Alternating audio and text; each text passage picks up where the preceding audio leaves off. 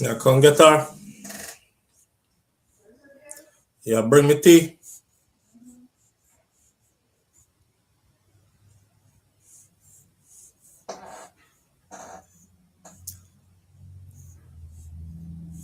Bring me tea for me, please.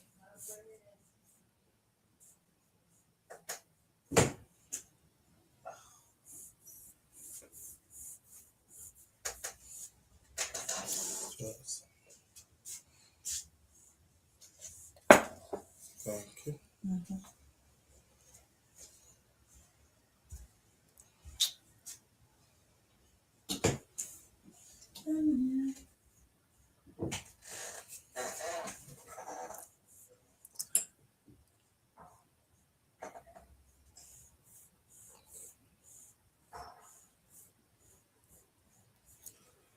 She just wake up. No, me, I said she just wake up and she want her bottle. Bottle full of breast milk. I call her mom Dairy Queen. She a pump like. She a pump. Wait there. Yeah, what, babe? She already have about 2 months worth of breast milk frozen in the fridge. Yeah, you producing a lot of milk though.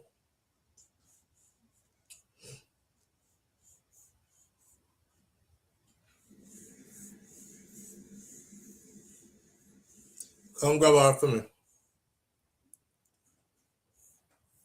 I was gonna go morning thoughts, but me no want to shout over her because she's comfortable.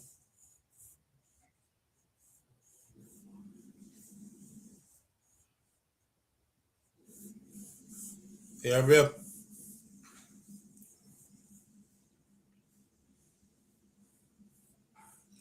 I want to start off loud like I usually do.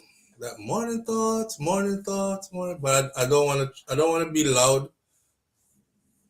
because I don't want to startle her. And she just wake. She just woke up and she's feeding.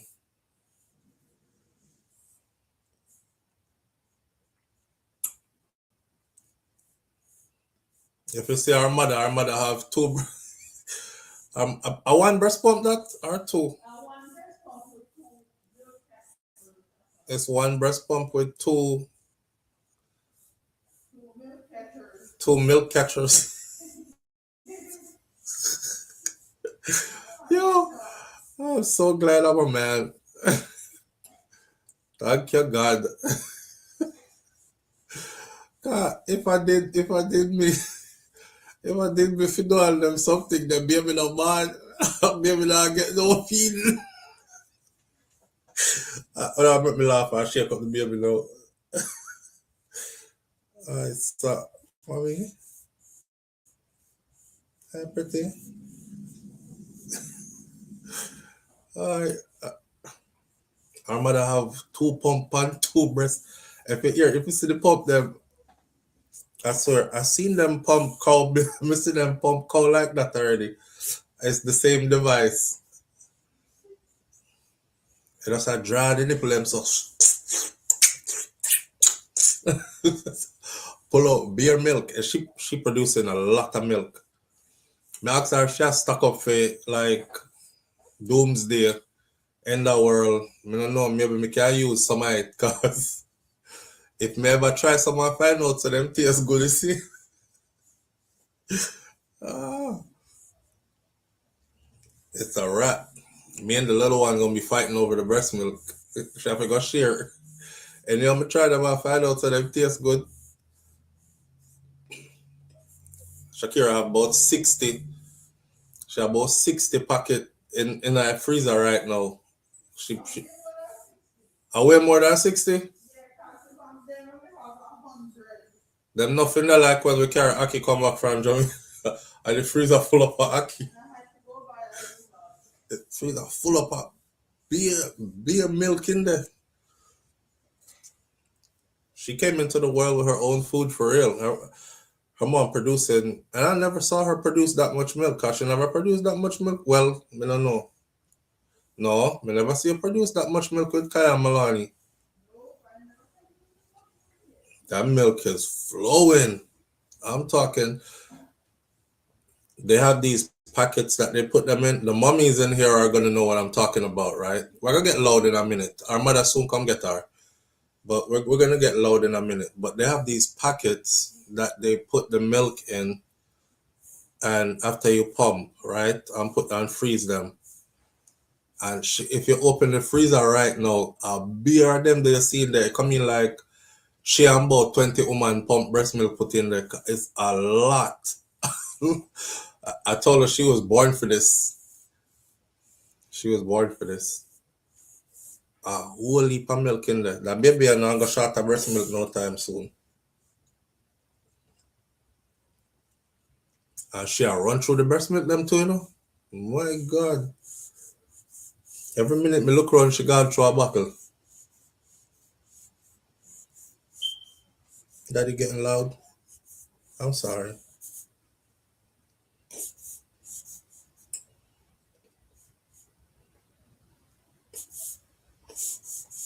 Yeah, all right. Come take our babe. She probably run down a bathroom or something.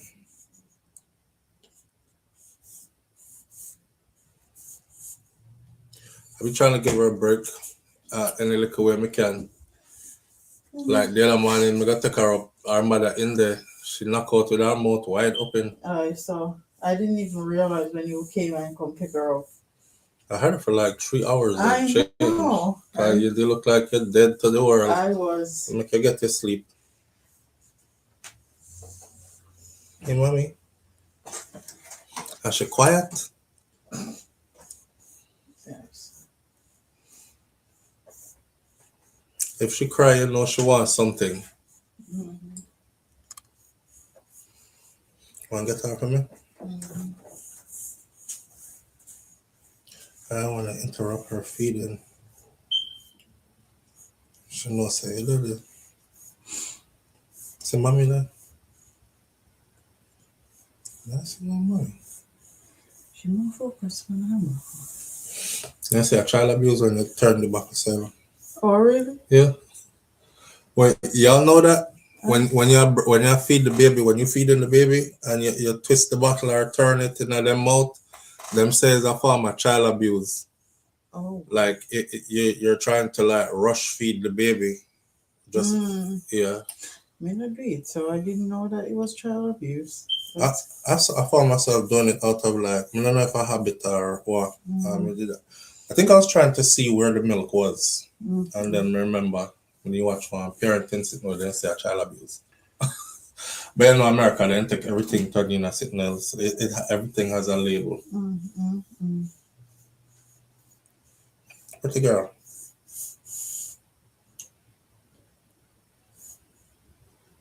Younger mommy? Come, mommy. Take her.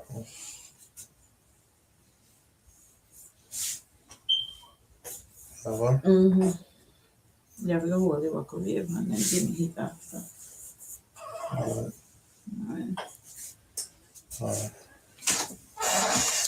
All right. Morning thoughts. Whenever I want to get loud over the beer because she just wake up. If somebody scream over me when I just wake up, I'll probably be wanting to fight. So here we are on this beautiful morning. Shout out to the people going out to work this morning. Shout out to the people coming in from morning. It's cold as it is so cold here. We're not used to this. I don't know if y'all seen it. The Florida people, all the iguanas falling out the trees. They walking around picking up one whole heap of iguana, trying to save the iguanas. It is out of our element cold here. And it's been that way for the past couple of days. I went outside this morning to drop the kids off to school. Ice everywhere. Everybody house top ice up. Everybody car windshield ice up. I know our up north family is like, I complain about small thing, but it's chilly here. So I have a jacket with fleece lining inside, all kind of something, heater going in the house. But shout out to the people going out to work this morning. Shout out to the people coming in from work this morning. Extra special big up shout out to the people who work multiple jobs. I have the utmost respect for you. Shout out to my entrepreneurs, my stay-at-home moms and pops, my retirees. Shout out to the drivers. Shout out to the Uber driver, Lyft driver, truck driver, taxi driver, food delivery drivers, round town and long distance truck drivers. Shout out to the crossing guards and the school teachers, law enforcement personnel, medical field personnel, military personnel. Shout out to the barbers in the barbershop. Shout out to the beauticians and hairdressers in the beauty salon. Shout out to the nail techs. Shout out to the heavy equipment operators, construction workers. Shout out to the chefs in kitchens, secretaries in offices. Whatever it is you do for a living, shout out to you. You get up, you get out, you go get yours. You don't sit around and beg and you're not thieving anybody else's things. You go get yours. That's what we're about. Productivity and progress, and big up to them people there who get up and get out to go get it. Here we are on this beautiful Tuesday morning. Today is the 3rd of February 2026 and we're happy to be here. January gone already. Wow, the year I fly by, boy. You know this. They said you won't see time fly until you have children. Miss surely that's the time I fly by right now, but time is really flying. But you know, we're living in the moment and we're giving thanks. Same as Jamaica. We have heater on in Jamaica. You see that comment there? I see a brother put up a video this morning from Jamaica and him say, yo, me there Manchester. And actually he was speaking in a British accent. He was like, oi mate. I got up in Manchester this morning and me I think say England the man there, right? Then he was like, I look a joke me I make, but a Manchester, Jamaica me there, but it feel me might as well they are England. And then he took the video camera out in the streets. The people them all bring out them blanket when them sleep when them sleeping. Cause we not used to them something there. Them just roll out the blanket, them carry the blanket, them gone out the door. You know, Jamaican people extra already. Cause we don't have no jacket. We're not prepared for this kind of weather. It's cold. I couldn't believe it's cold. He was rubbing like the sidewalk on something frosted. It's same thing what we have outside here. So I can't imagine how cold it is. You know? SouFlo, I live in Gainesville, Florida, North Central. It's cooler here. It is. It is. Up where you are at. Hold on there. A black name in here. I'm doing like the racist people that hold on there. A blackie is in here. I saw a black name. I see another black name. So I left the chat open. The chat is open to subscribers. Let me see. Y'all got one this morning. All right. You know what? I'm not gonna change it. Shout out to everybody tuning in this morning. Even the black names. I was like, why the black name them in here? Up in your end is really cold. Up Gainesville side. I have family up that side. That's where the citrus get frozen. All the orange get frozen in Florida, and then our orange juice get extra expensive here and all kind of something like that, right? It's 35 degrees this morning. 35. We are giving them a blind, Mervyn. We are giving them a blind this morning. Big up yourself and thank you for saying that. You see, if the green name did say, this is not fair. You have to kick them out. I know how to do it now. Subscribers' lives matter too. Subscribers' lives matter too. Did y'all see? Hey, on a little side note, when I see the Epstein files, something that they've released, there is so much to take in the Epstein files. But one of the something them that stuck with me was Epstein specifically said him want some girls, but don't bring me. Oh no, see it. Him say him want some girls. Somebody did bring some girls for him, and he said, like he must have bring me like Russians and this and that, but don't bring me no Ners, no N word with the hard ER at the end. No, don't bring me no n's. Him no want no niggas over there. I think that's one time where the Ners would be happy that they weren't brought there. Yeah. I said something right, and people accuse me.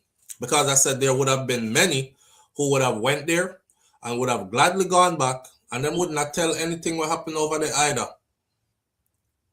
People start cussing me. Oh, you're so this, that, and the other. Why would you say such a thing? Are you trying to say that little black girls would have went over there and enjoyed being molested and abused and would have went back and not told anybody? Certain audience me just can't talk to. You know, if you subtract the part where how they got to where they're at, right? If you look within our community, there are a lot of abused and neglected out here. And there are young girls out here tricking in these streets right now. Young girls out here tricking in these streets right now. So without looking at their background, if them did catch some of them there, they would have went there and not said a thing and collect good money. And they would have been more caught up in the money, and them can buy phone, and them can, I could get my latest iPhone. I'll be effing with the rich white folks over across the other side of the bridge. They be coming to pick us up on Friday nights, and we go over there, we get locked in a mansion, and we be partying. I'll be at the Epstein Island. I just can't be telling nobody about it. You know what I'm saying? And they would not tell nothing. So thank you for not wanting any of ours over there. This is one time where I can say racism saves. Yeah, racism saves. Yeah. Yeah. Not true? That's why I'm saying Caribbean people have to deal with Caribbean people. Because when we say certain things, I notice when we say certain things around other groups of people, and this is not to segregate us, it's just culturally you are understood.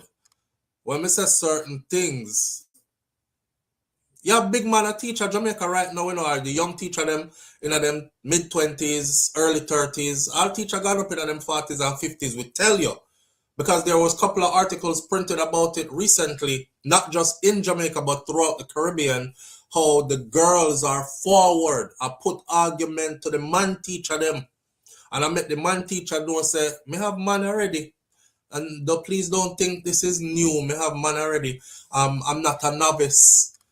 My man what me have right now bigger than you, and them kind of sitting there. It's taboo to talk about. We speak about these things to open the eyes of our people so you can start look for your little niece and nephew and your son and your daughter more closer, because apparently a lot of people are blind. But I realize when I bring this up in certain circles around certain other cultures, oh my God, why would you say something like that?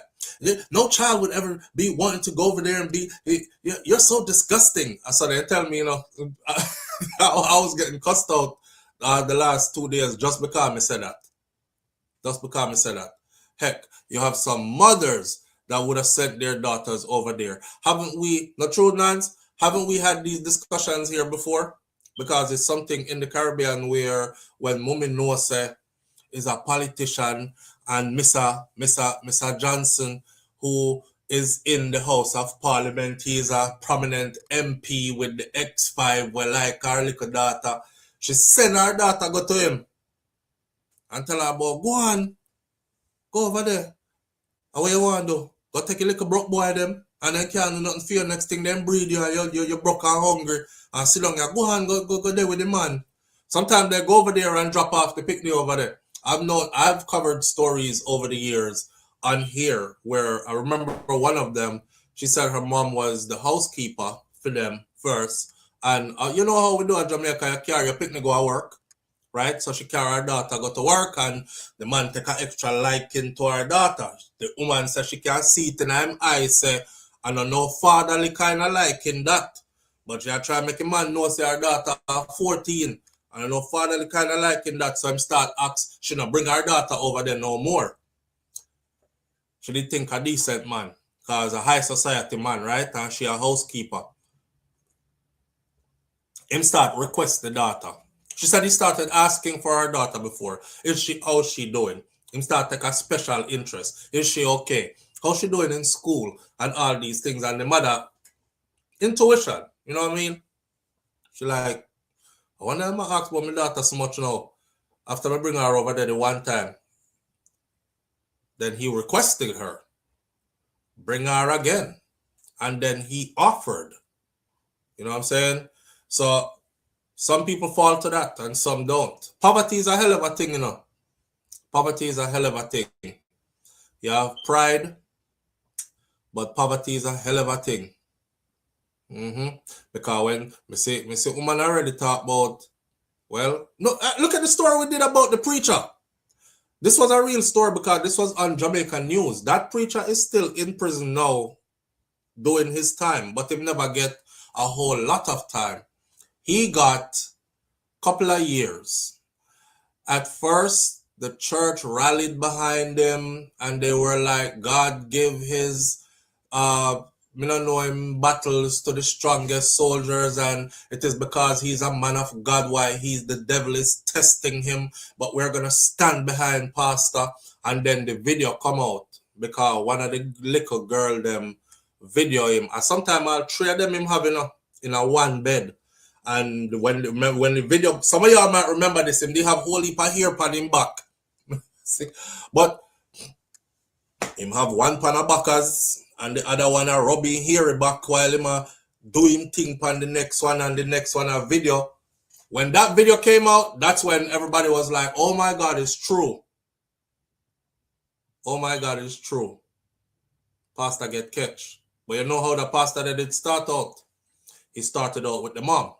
Had relations with the mom from church. You know, Sister Macy, the Lord has given me a special message for you. I need you to stay after church. I have to deliver this message to you. Yes. Prophecy. She stay after church. Pastor start put on work on it. Mommy. And then he went from the mom to the daughter and told the mom, you know, so she get too old now. Imagine a man tell us you get too old now and why your daughter. She had like 4 daughters. So I'm saying one, the oldest daughter. She sent the oldest daughter. The oldest daughter was the one who actually told the newspaper people in Jamaica, I think it was the Star or the Gleaner or Loop at the time. Loop not there or no more. Told that it started with her mom, and then our mother started sending her to him. Can tell her session, you know, want her no more and want our oldest daughter. So when time she go, him would have do him thing and then send her back with a couple bags of grocery. Like grocery for last the house for the week. And so she would have to go see him every time it was time to re-up on grocery, which is about once a week, right? About 2 years pass, him said the daughter get too old for him, you know, want the daughter them want the next sister that was younger. The next sister that was younger is the one that the police catch him in the car with under the tree. The car fog up in the middle of the day, and pastor is in the back seat with that little girl, and him not have no clothes on from him waist down, and the little girl don't have no clothes on from her waist down, and she was 14.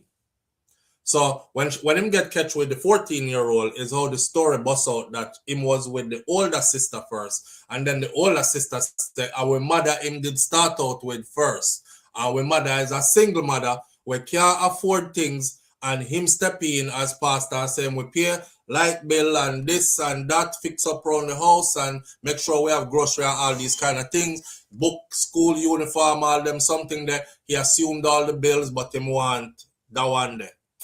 And when the one they get too old, send me that one there. He was running through mother, daughter, next daughter. You know the crazy thing? After the 14-year-old daughter there, she had other daughters that was younger, and it looked like him then. So these are real things that happen. So when I say certain things, people don't understand where it comes from, and they're like, oh my God, you're so disgusting. Why would you say something like that? Me say them something there from real reality. Reality happen. Boy. No man, you know, bees are nastiness that man. Is nastiness that. I still try to figure out, we have topics here to talk about this morning. I'll tell you in a minute what we're going to be talking about this morning, focusing on. But since we start out like this, I still can't figure out what a big grown man see in a little picnic. Maybe because of how I was raised, or maybe, I don't know, but me not have it. I try to figure it out. Like, I look at kids and I can't see nothing but kids. Even big picnic like teenage girls. I look upon them on my worst. See, if my daughter come in the house and she like my daughter come out of her room. As soon as she come out of her room, first thing me notice is she dressed properly. Because she have brothers around the house. So the first thing so my instinct to protect is like, and that is how I am with everybody's children. Because I say everybody pick me and my pick me too. You know what I'm saying? So I'm gonna look out for them the same way I look out for mine. As soon as she come out the room, I'm like, go back in your room, go put on some clothes. This is Nika. She's 11 years old. You know? I realized the other day, like it looked like she wear brassiere or something like that. Because I was cleaning up the room space when she left. And I'm like, oh my God, I found a damn bra. I found a bra. I can't deal. You know, it's my baby. It's my baby. I don't know what some man are pre. I don't know how them even see. I think it's a sickness, yeah, man. I think it's a sickness, but not a sickness in the sense of like cancer sick. I think it's, I don't know if I explain it. I'm not gonna try to explain it. I can't even try to explain what it is. But it makes no sense to me. You know? Gotta protect these children, man. It's food. The food bloat them up fast, giving them the yeah, but I'm not talking about them and them body change. I'm talking about the men who prey on them. Like, what do you see in a child? Cause it's still a child, no matter how big the picnic look. From me looking at picnic face and me see that the face that look like picnic face, me not even look back over there for 2 times. First of all, I'm not a lusty spirit person. You know, and I think that has a big thing to do with it too. If you're a lusty ass person, I'm not a lusty person. I don't look everywhere and be like, oh God, will I run up in a that? Jesus, look on the one there. Oh, the one that look good. Me not them the kind of person there. I be out in public so focused on what I have to do and get away from people that all me can think of. So me go to a grocery store. The only thing I could think of at the grocery store is what's on aisle 4 when I forget. With diaper there, it overcross the other side of the store. Per aisle 7, them have all the biscuit and there's something to snack them when we need. Per aisle 11, them have water. Aisle 10 is where the juice is. And that's what me think. I just go through the store like at the hurry and come out of the store. I'm not even in there thinking, damn, I see man in a grocery store, them a walk and lean back and look down aisle and them a look for you like you supposed to look to. I don't have a lusty spirit. I think it starts out with a lusty spirit. You know, man and woman have it. I see some people can't, like, everywhere they go, them want everybody with them see, kind of thing. I'm not like that. I've heard of I don't even share my energy like that. My energy is precious. I don't even share my energy like that. Share my energy in a respectful way, yeah? Where if I see people, it's like, if it's somebody where I'm going to be like, so Flo, I'm like, yo, what go on? And then like, me watch you every day, you know, me I say, wow, thanks, man, big up yourself. Where your name on the channel and so on and so forth, talk for a minute, go about my business. But for me, feel like walk and look somebody and look on people and undress them with your iron up and down. You know, so the things them where you practice actually become you. So is that, I think that kind of behavior there start out as a practice. You practice being lusty. And then before you know it, you are consumed with lust. And you can't stop. So now you're in a house and look on the girl picnic in the house where your stepdaughter or sometimes all your own daughter. And like there are lines to be drawn. Yeah, we should teach them something in a man class for my brother's keeper. But I think some brothers in here this morning who can hear them thing here and I test to them thing here. Yeah. I know all of we lost this ladies and it's not all of us stay like that. Some of y'all be making them generalization or those general comments. And all I always say so. It's still protectors and providers out here. I'll give you all a joke, right? I go strip club. And me hear people ask me, say, so when you go to strip club, SouFlo, like, you know, feel nothing like, you know, wow, when I girl them in there, like, me in a strip club with Shakira, with wifey, already. I see woman skin out and naked and pan pole and swing and come down and right in front of you, but I didn't even get a lift. Much as my mind wasn't even thinking to do nothing to them or nothing. Me literally in a strip club, I look for acrobatics. I said blood fire shot, I broke her neck, you know. Whoa, she do a mad trick just now. It look like I'm like, what if she fall from up there? You know what I'm saying? And then them throw the money on. But I'm not thinking, yo, me not carry her home and go. Not even with a naked woman turn up in front of me. I know my nature not dead. Me just my nature not dead. Me just know I'm not a lusty guy. I'm not a lusty guy. You know what I mean? Man go to strip club and them turn up in a strip club, them stiff up on themselves. Them have to hide under long shirt and not me. I don't have to hide nothing because I don't have nothing to hide. I'm not turned on. Completely not turned on. So I'm like, maybe something wrong with me, or because there's a lot of naked women in here and them shape good. Cause you know that's why them have them in the strip club I work. Them shape good. You know them them in a high heel, the body cock off, them a walk extra funny. But it's like I order wings.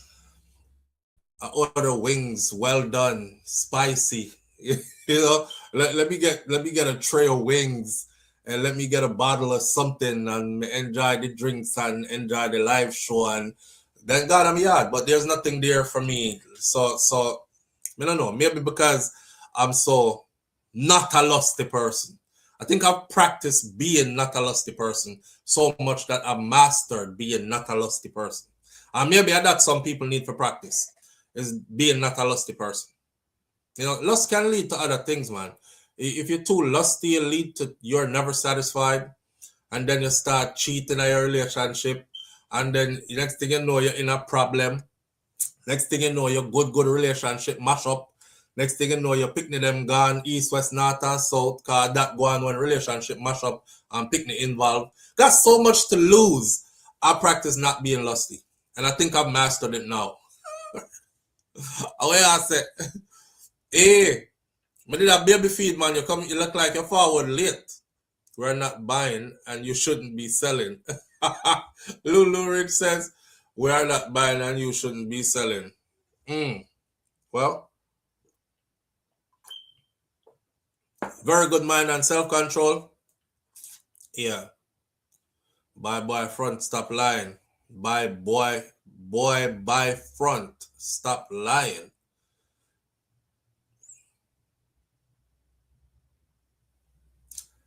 That ain't for me. That must be for you.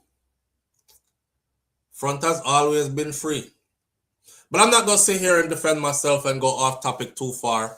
But I can tell you this before we start the topic then what we actually have to talk about this morning.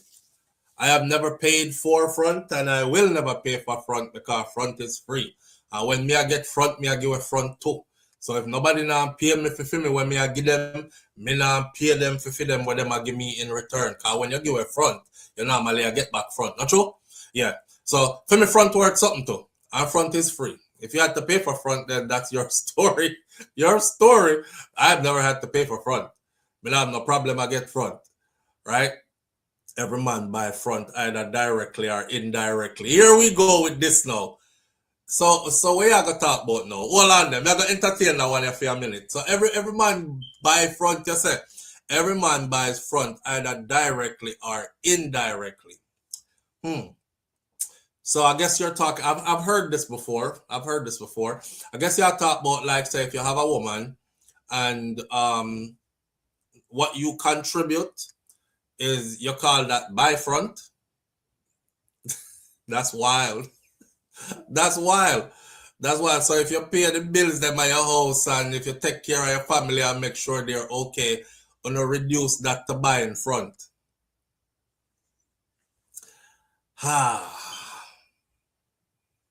Nah, that's not buy front for me. That is me maintaining home. And I buy front that. Live on the air with SouFLo. Good morning. Good morning. How are you? I'm good enough, brother. What go on? Jeremy, I hear them in here talk about all the way by front. So if you buy a flower, you buy front. If you buy her a gift or a cologne, they're assuming that you buy front. So you're not romancing and whining and dining your woman. You're buying front. That's what them reduce it to buy front. So if we bring a girl go a KFC in Jamaica, we buy front. If you bring her go KFC and she give you front after, I guess you bought the front. You didn't take her out to eat because you both were hungry and wanted something to eat, you know, basic sustenance. You bought front. No, there's a lot of times, sometimes, you know, you just need to get the girl to laugh and smile, and that's all she wanted. It was what? Why them used to say, you squeeze our head and our legs them open? We never buy front, make them come with that analogy. Yeah. You just tell them what they want to hear and them legs open. Lyrics. We used to call that's that not lyrics. That's not buying front. That's lyrics. The art of lyrics. Yeah. So remember, woman used to be like, Lord, your mouth, sweetie. Them guys say that again. Lord, your mouth, sweetie. Me say, mouth, sweetie, see? Yeah, cause lyrics. Yeah. Yeah, we not buy front. And I think a new generation always a buy front. Buy front enough for them, man. No, man, you tell them everything, make them blush, make them panty wet up. Yeah. Tell them how you know, climb maca tree naked fit them, and you know, them eyes just a roll over. Climb maca tree naked. Yo, I always used to laugh at that one right there, cause me grew up a country where big maca tree them, me not climb down maca tree naked. but the lyrics, you know. It's always the lyrics. I know spend. But slow. Yeah. Back in the days when J-Lo was J-Lo, if you had an extra $10 and you wouldn't spend it when you were younger, and J-Lo was the low of J-Lo. Damn, that's wild, because J-Lo has never been my type. Like, so you use a wrong one, that's so you have to go use somebody else. But Halle Berry? Not a J-Lo. Halle Berry? Yeah, I used to be mad over Halle Berry, bro. You know, like, who real was mad, man. Did you have a poster of her in your wallet or in your room? No, but when I video them, remember we used to have like VCR tape. Yeah. So way back. So when I video them now, we used to like catch it where you swear says a nipple, you see. So VCR, you could have paused the VCR, right? You could have paused the VCR tape and you could have rewind them and you could have slow motion them. VCR. So when you swear say you see, oh, did I just see Halle Berry nipple, and you're like rewind a little part, you catch it back, a little part, and start feel up your little front, guys. So are those signs of a pervert? Yeah, probably. So you're admitting that you were a pervert? No, I was exploring. I was discovering. I was young and discovering and exploring. Cause Halle Berry, all that's somebody for me. But in our age group growing up, Halle Berry was that woman. She was put to us that way through media. You know, Halle Berry was that girl. What you talking about? Don't you? And you know, Flo, there's more than one woman where I said, damn, you look like Halle Berry, and that's all I needed to say. Like you even go to the bar, offer them a drink, and because them even cut them ear like in Halle Berry hairstyle, you just want to compare them to Halle Berry. Yeah. And everything good for the rest of the night. Not true? What? Probably say you look like Halle Berry. That was it. That's it. Lyrics. So what do I talk about say by front? Me no know. We know about lyrics. Yeah, that never crossed my thing. I never had to buy. But they all laugh, man, you know, and you know, big up yourself, my boss. All right, my I'm brother. back in the chat listening. Yeah, man. All right. Paulette Lewis, you're here. We lost a member of this chat. Randomly. I say it randomly because I just remembered. And the sad part is, I wish my mom could tell me right now what her name was again in the chat. But let me see real quick.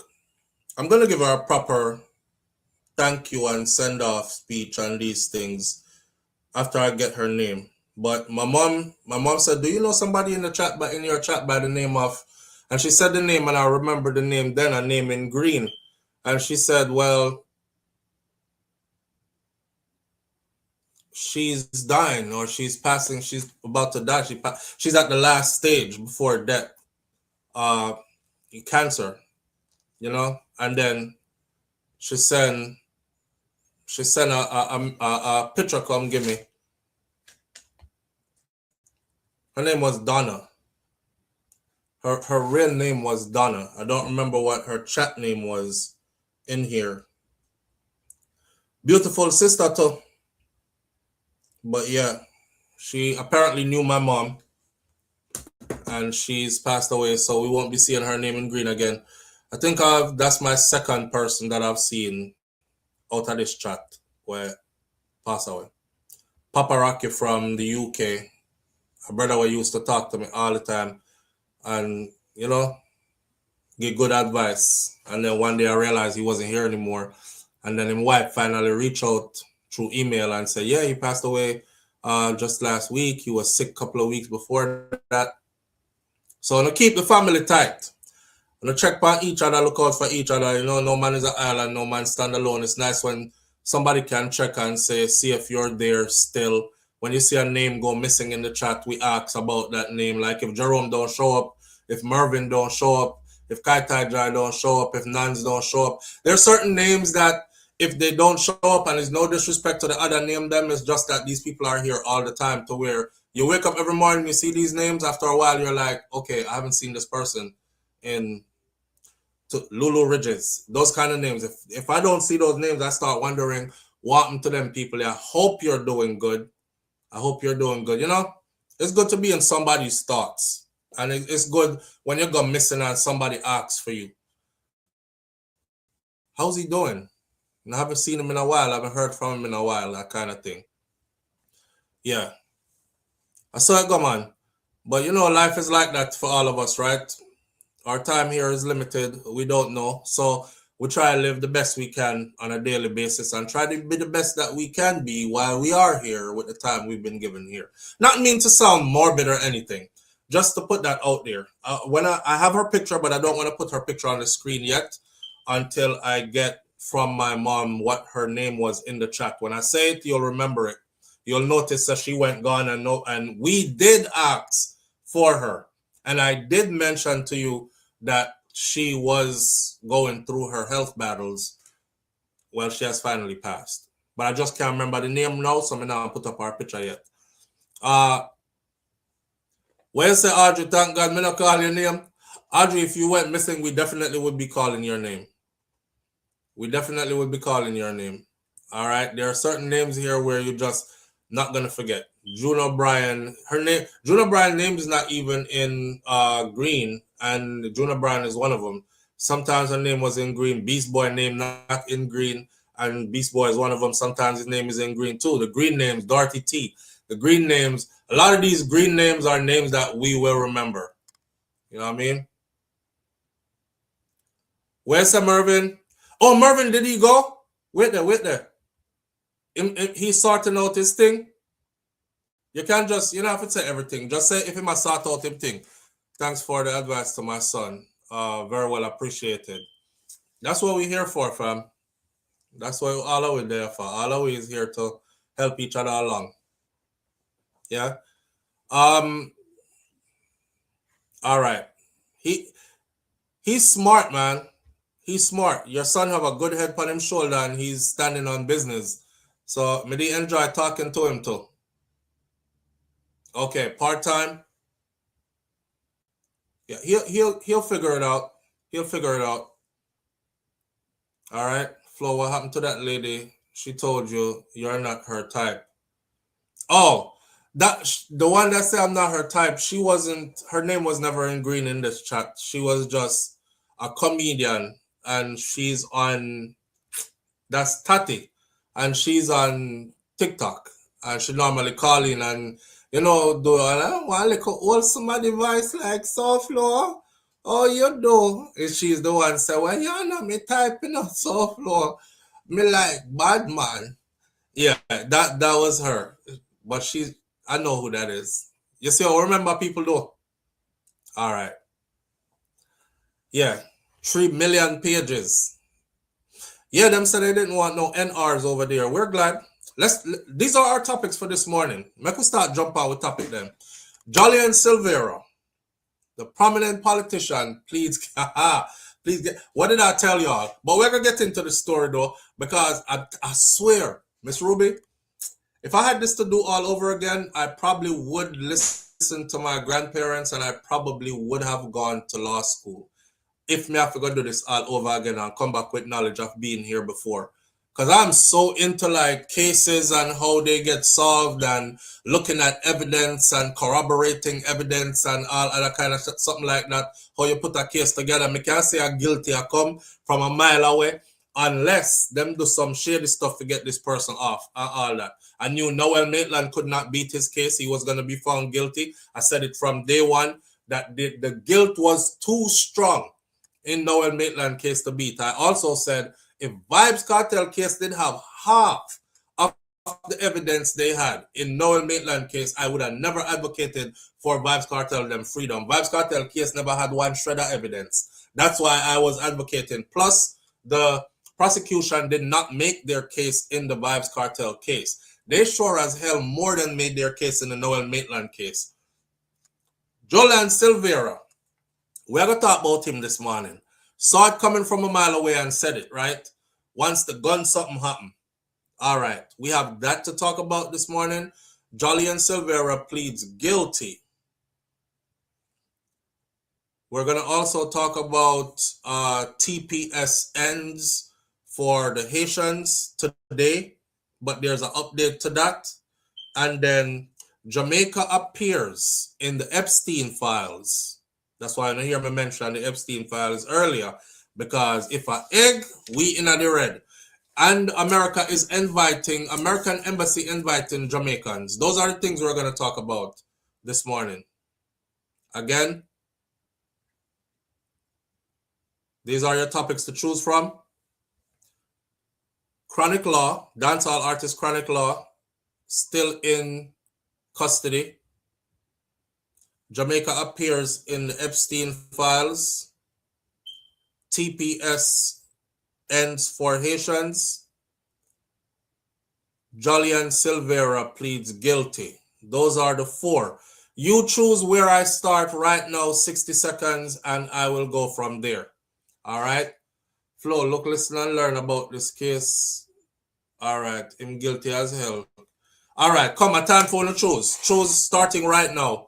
I see out the gate, Nans started it off. No, Crystal G started off with Embassy.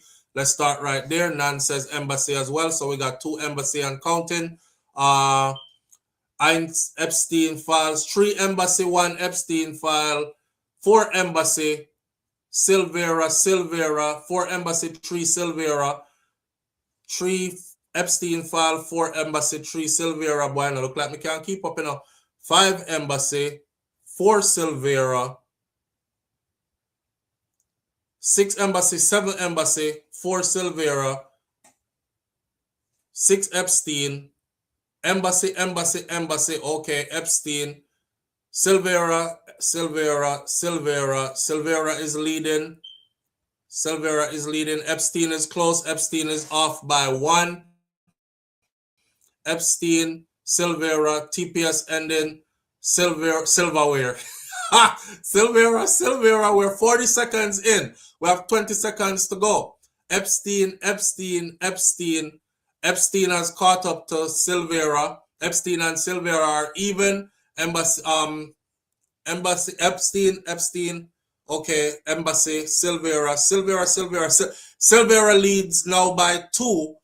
Epstein catch back up to Silvera. 10, 9, 8, 7, 6, 5, 4, 3, 2, 1. Epstein takes the lead by 1.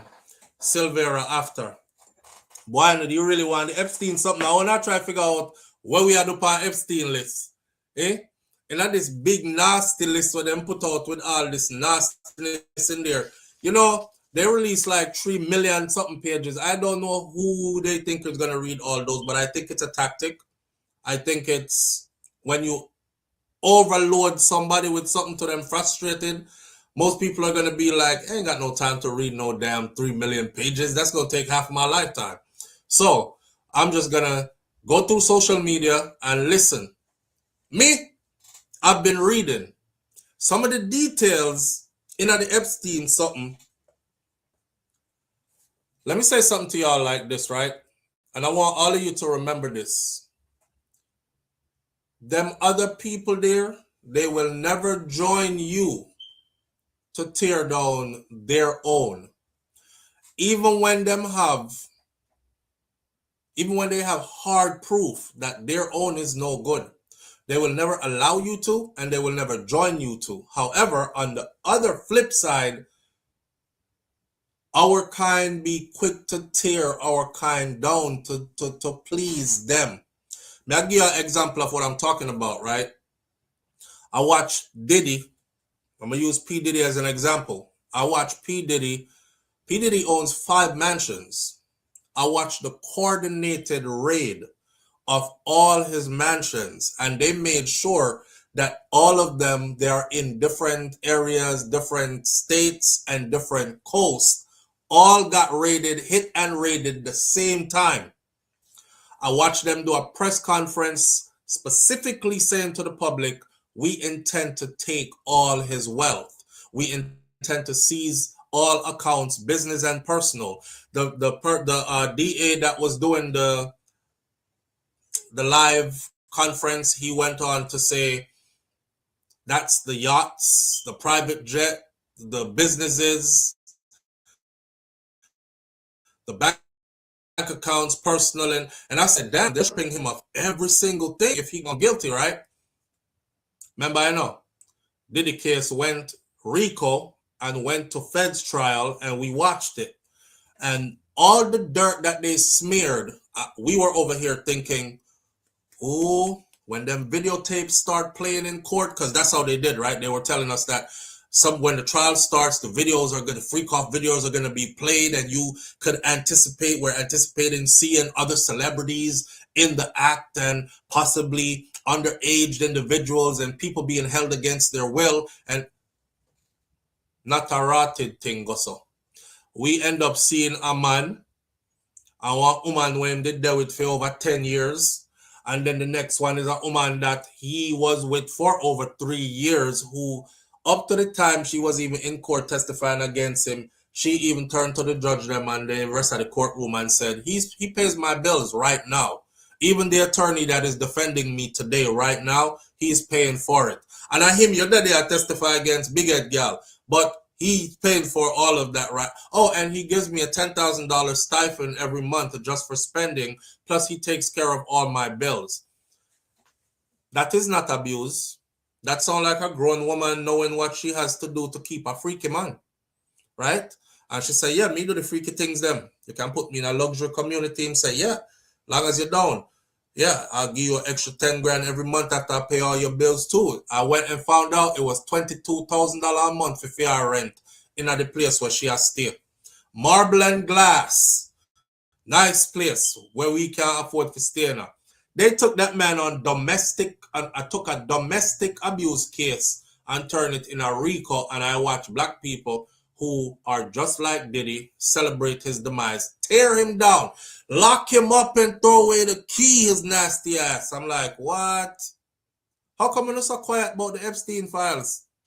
How many here know I said raid some of them mansions? You know, all them people that's involved in it, they all got multiple mansions too, right? Yeah, you know, so them are billionaires. Why you not calling for them to do the same thing to them? Why you not calling for them to raid for them mansion too? Why you not calling for them to indict them too? Why you not calling for a RICO case against them too? This is a child sex trafficking ring that has been exposed. They have hard evidence for all of the names that are being called in here, and nobody is calling for any of them. And nobody's mansion has been raided. They ran up in Diddy's mansion like them did hear a gunman in there, or he was harboring terroristic groups. They ran in there like they was going for Osama bin Laden. You notice the difference. Okay. But you notice who y'all wanted to them to do all the damage too, right?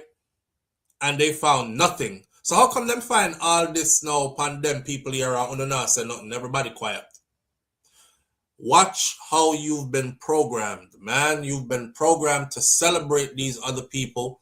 You've been programmed to turn your head the next way when they get caught doing wrong. You've been programmed to destroy your own. When it comes to your own, you don't even need evidence. Soon as rumors broke, yep, it's true. Lock his ass up. You don't even bother asking for evidence. So this big nasty list now come out with the Jeffrey Epstein and the Epstein files and all that, and I saw that Jamaica's name was involved.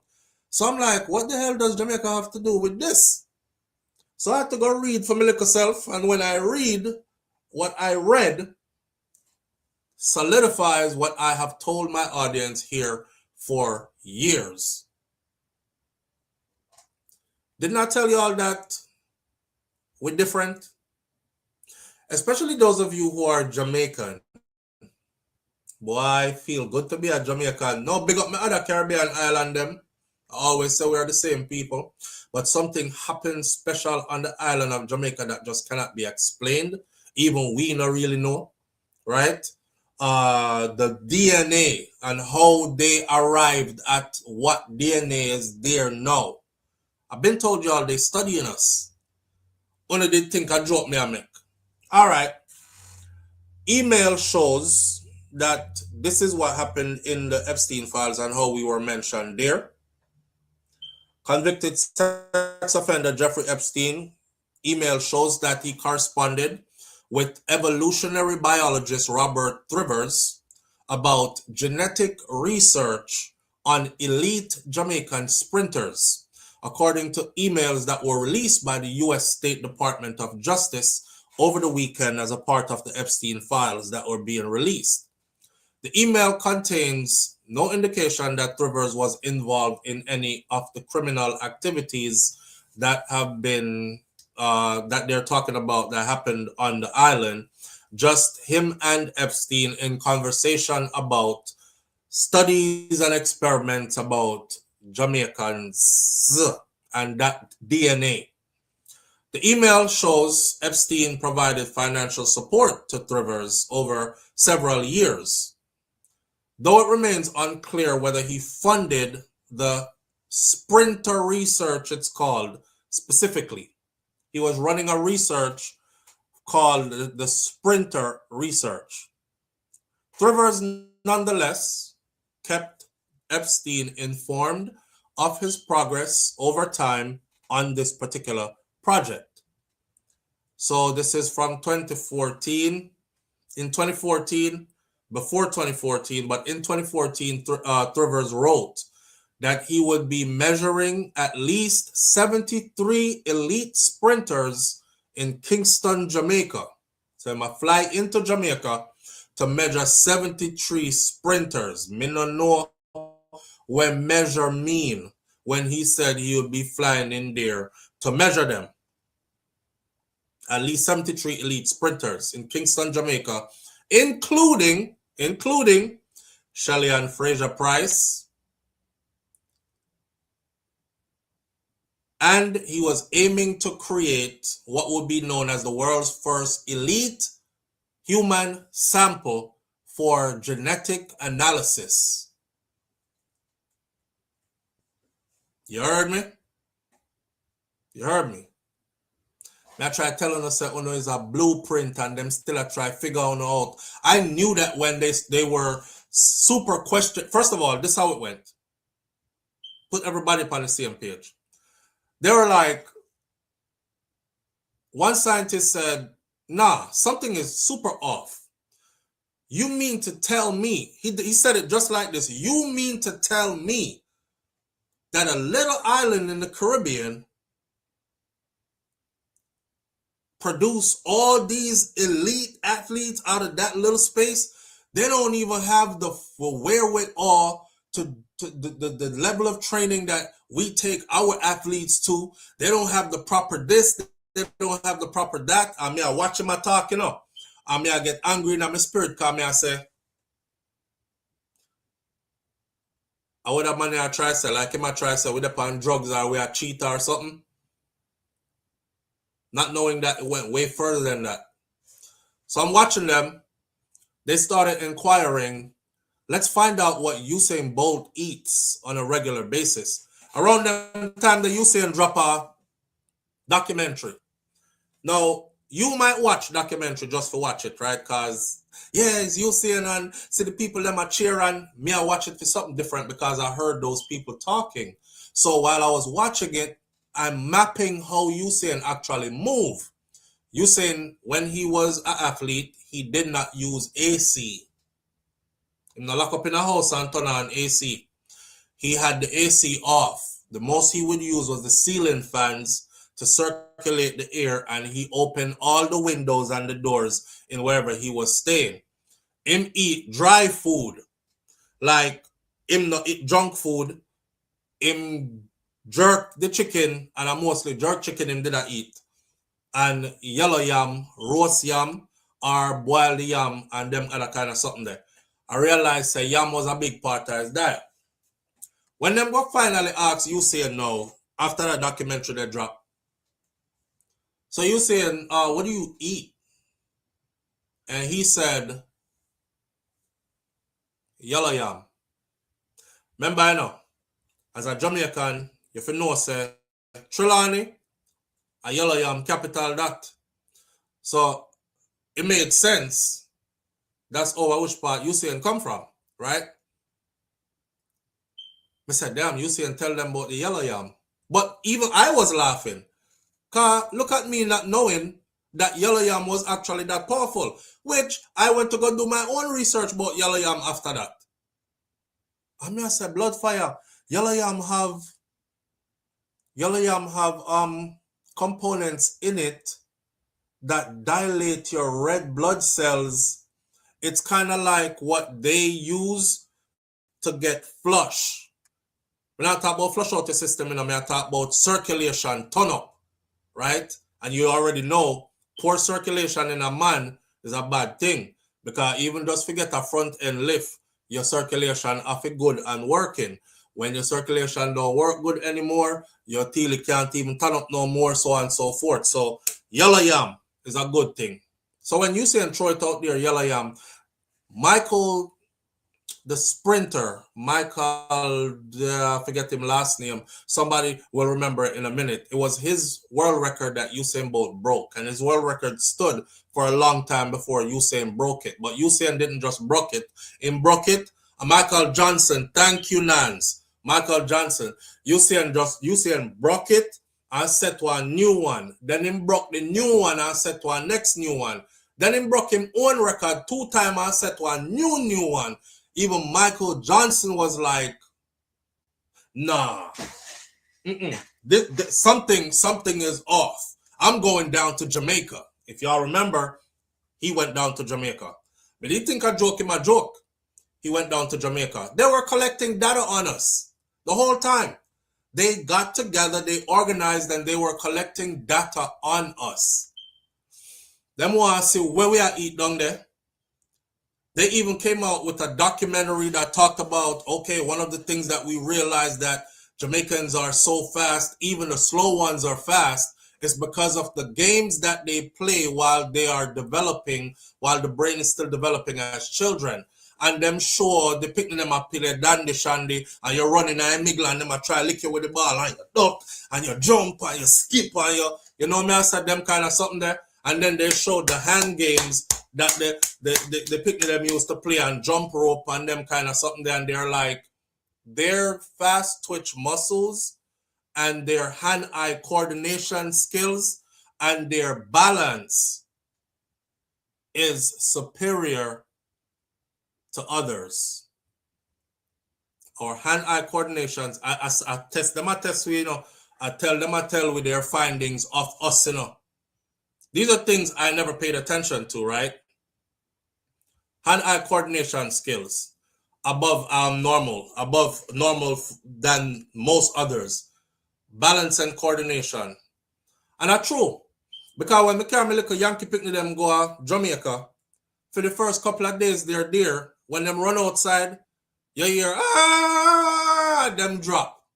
And them drop on ball because they're not used to uneven terrain. Now, in Jamaica, when you're a little growing up, them put you out a door and you walk up and down in a yard just like everybody else. So from your little, it's called writing. So your ability to balance and write yourself quickly. So to keep balance over uneven terrain, you've been doing it since you were yay high. All these things, I got that from their documentary, them studying us. This isn't new information to me. I just never know, say, the guy that was doing this experiment or collecting this data then, I didn't know he was connected to Jeffrey Epstein and Epstein was funding it, right? So we know that now. This is how we end up over there. So we don't end up over there because we didn't nothing freaky with them. We end up over there because they were studying us. He later wrote that he had contacted half the world's elite athletes, including Usain Bolt. He was focused on Usain Bolt, Johan Blake, and Elaine Thompson-Herah. Remember, Shelley and Fraser-Price gone first. Thrivers, who's the scientist whose 1971 theory of reciprocal altruism helped to establish evolutionary psychology, he did not immediately respond to two separate Gleaner email requests for comments. One was sent to him in November of 2025 when the initial batch of Epstein files was released, and another was sent to him recently on Monday. He has not answered any of them. Thrivers made comments that seemed to defend Epstein's reputation in a 2015 report. By March of 2019, their relationship had soured a bit, but their relationship never ended. So after 7 years of continuous work on this project and support, you seem to flip, Thrivers wrote, requesting a phone call. I guess after 7 years of funding, the Sprinter, it's called the Sprinter, let me go back up here and tell you the name of it again. The Sprinter Research is what it's called, which their whole intention was to create this, map this DNA and create this superior DNA. After 7 years of funding it, Jeffrey Epstein stopped funding it. And when he stopped funding it, this guy ended his little experiment where he did that do. Epstein actually responded later, suggesting that he would focus instead on transgender biology. He was like, let's move on from that. You know, I think they were probably thinking that they would have found something to either shame with. Aha, I knew it. They're on drugs. But they just found a way to mask it. So that we haven't found yet. They never find a thing. They found a set of people who, through the way they live, the way they were raised, and our lifestyle on a day-to-day basis was producing what we were producing. So to Epstein, that got boring. And he said, let's move on. Let's move on to transgender biology. If you go to that, then I'll fund that. Rather than honor killings or sprinter studies, which he called very little public interest is in that. Because them never have nothing for shame with it. If them did find something for shame with it or something where them could have thief, them probably would still be doing it. And if you kill me dead today, they still are studying us right now as we speak. It's probably being funded by somebody else, but they're still studying us right now as we speak. Remember, me tell you this, Jamaican people, you are being studied. You've been being studied. I myself was puzzled, and I asked this question for years before I realized that elite people in the elite circles were asking these questions. Well, they never asked themselves this before. How come we come from one little tiny island, but we're so big globally?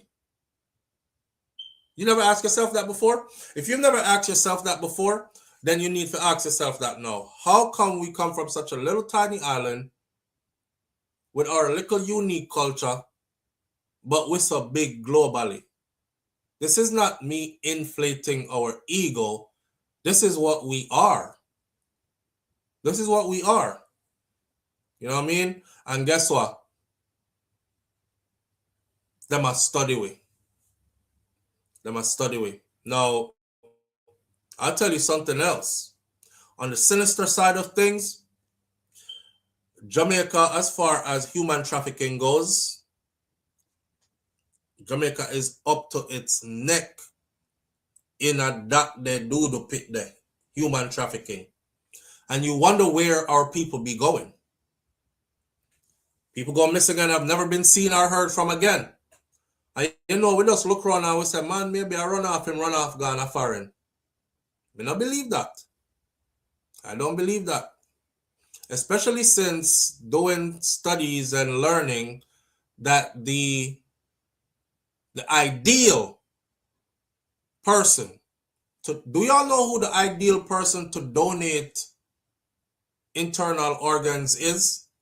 Let me see if anybody here know it. So me know so I follow my argument.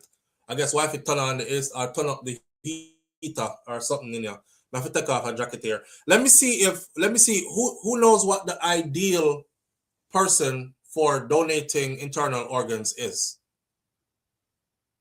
More I say. We're always being studied. We're absolutely always being studied. These elites know who they are. No. You're not getting it. You're not getting it. It's not young people. And the young people. You remember that time when Cartel said, "Don't study me because you won't pass. You will always fail." Yeah, I'll we are study ourselves because no.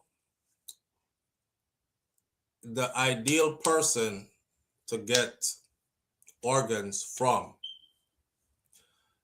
are young black females.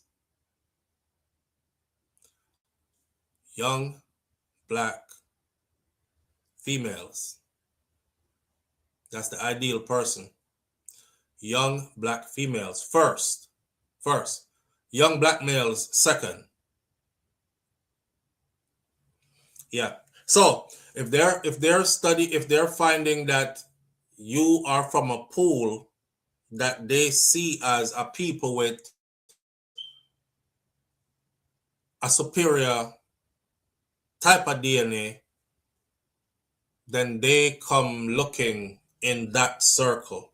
Because we already have the black part. But now you not just black though, you from your island region, Deso, are showing the world over and over that some superior genetics are going in Deso. So, y'all have never seen a list of wealthy and rich people laid up in a hospital sick saying them need body parts, right? Them need organs, them auntie and them uncle, any family members or themselves are in need of any organs. People just go missing and organs are donated and they're taken care of. It's dark. It's a dark world. It's a dark world.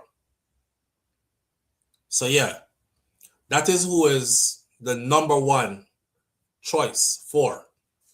It is best to get the parts from. So it's no wonder why they go missing the way they go missing a lot. Without a trace. Dark web, Denise. Absolutely. Absolutely. Now, again, as far as the Epstein files go, when I saw it first, I thought, Jesus Christ. I hope whenever they over there the kiddie something or anything the freaky something where them have a go on over there. It turns out it wasn't. And I'm glad it wasn't. It's just us being studied. Yeah, us being studied. All right, with that said though, now we know why we unite. We can move on to something else. But don't forget, you are being studied.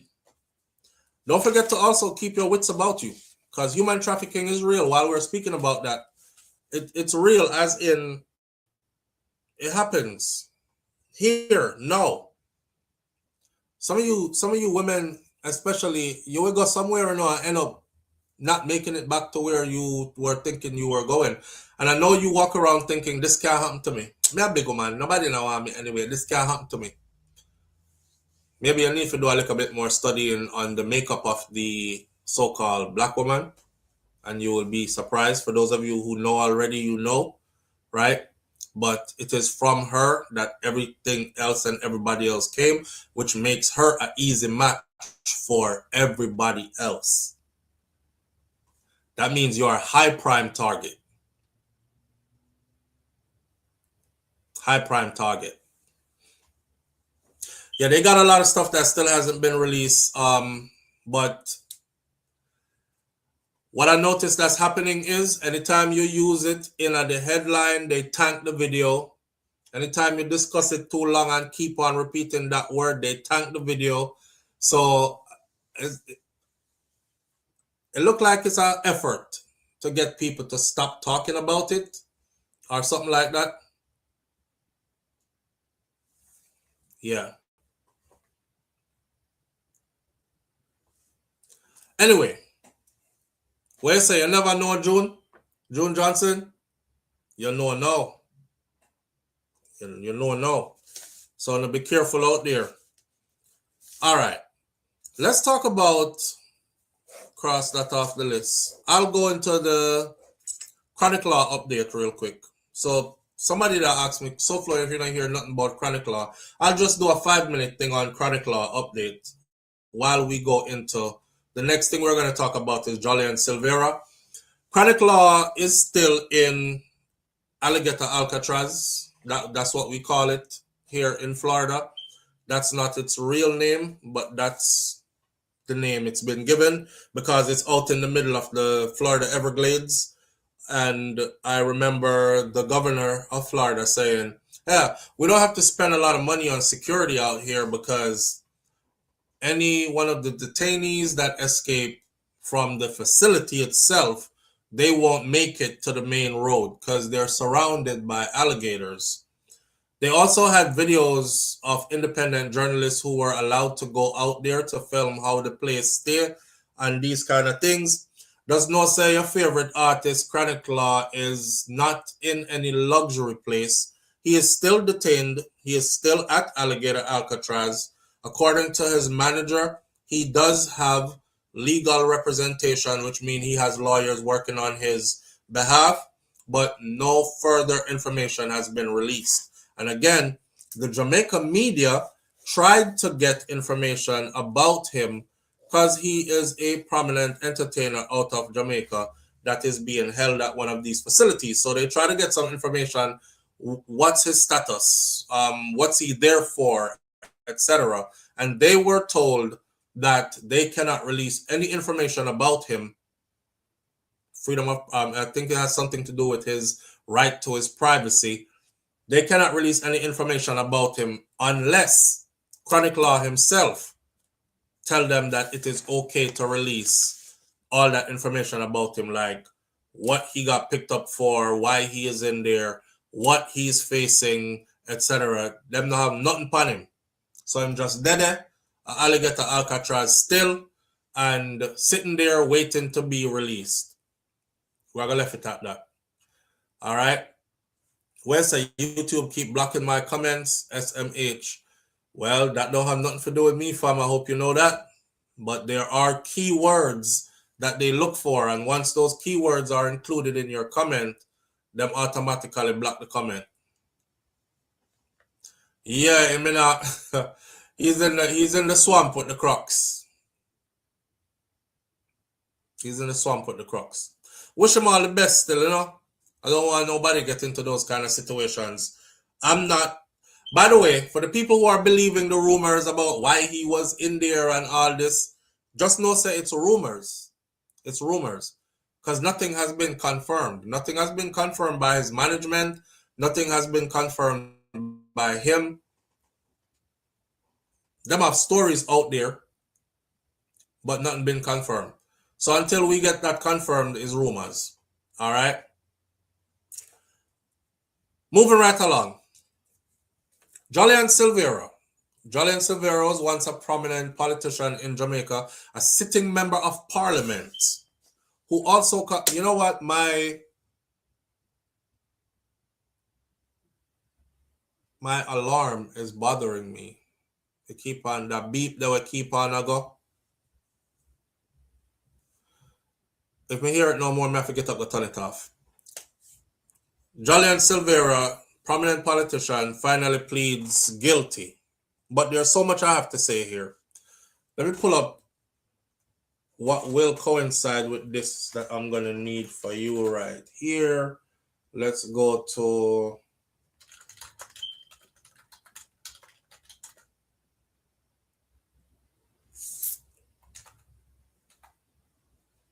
All right. Here we go.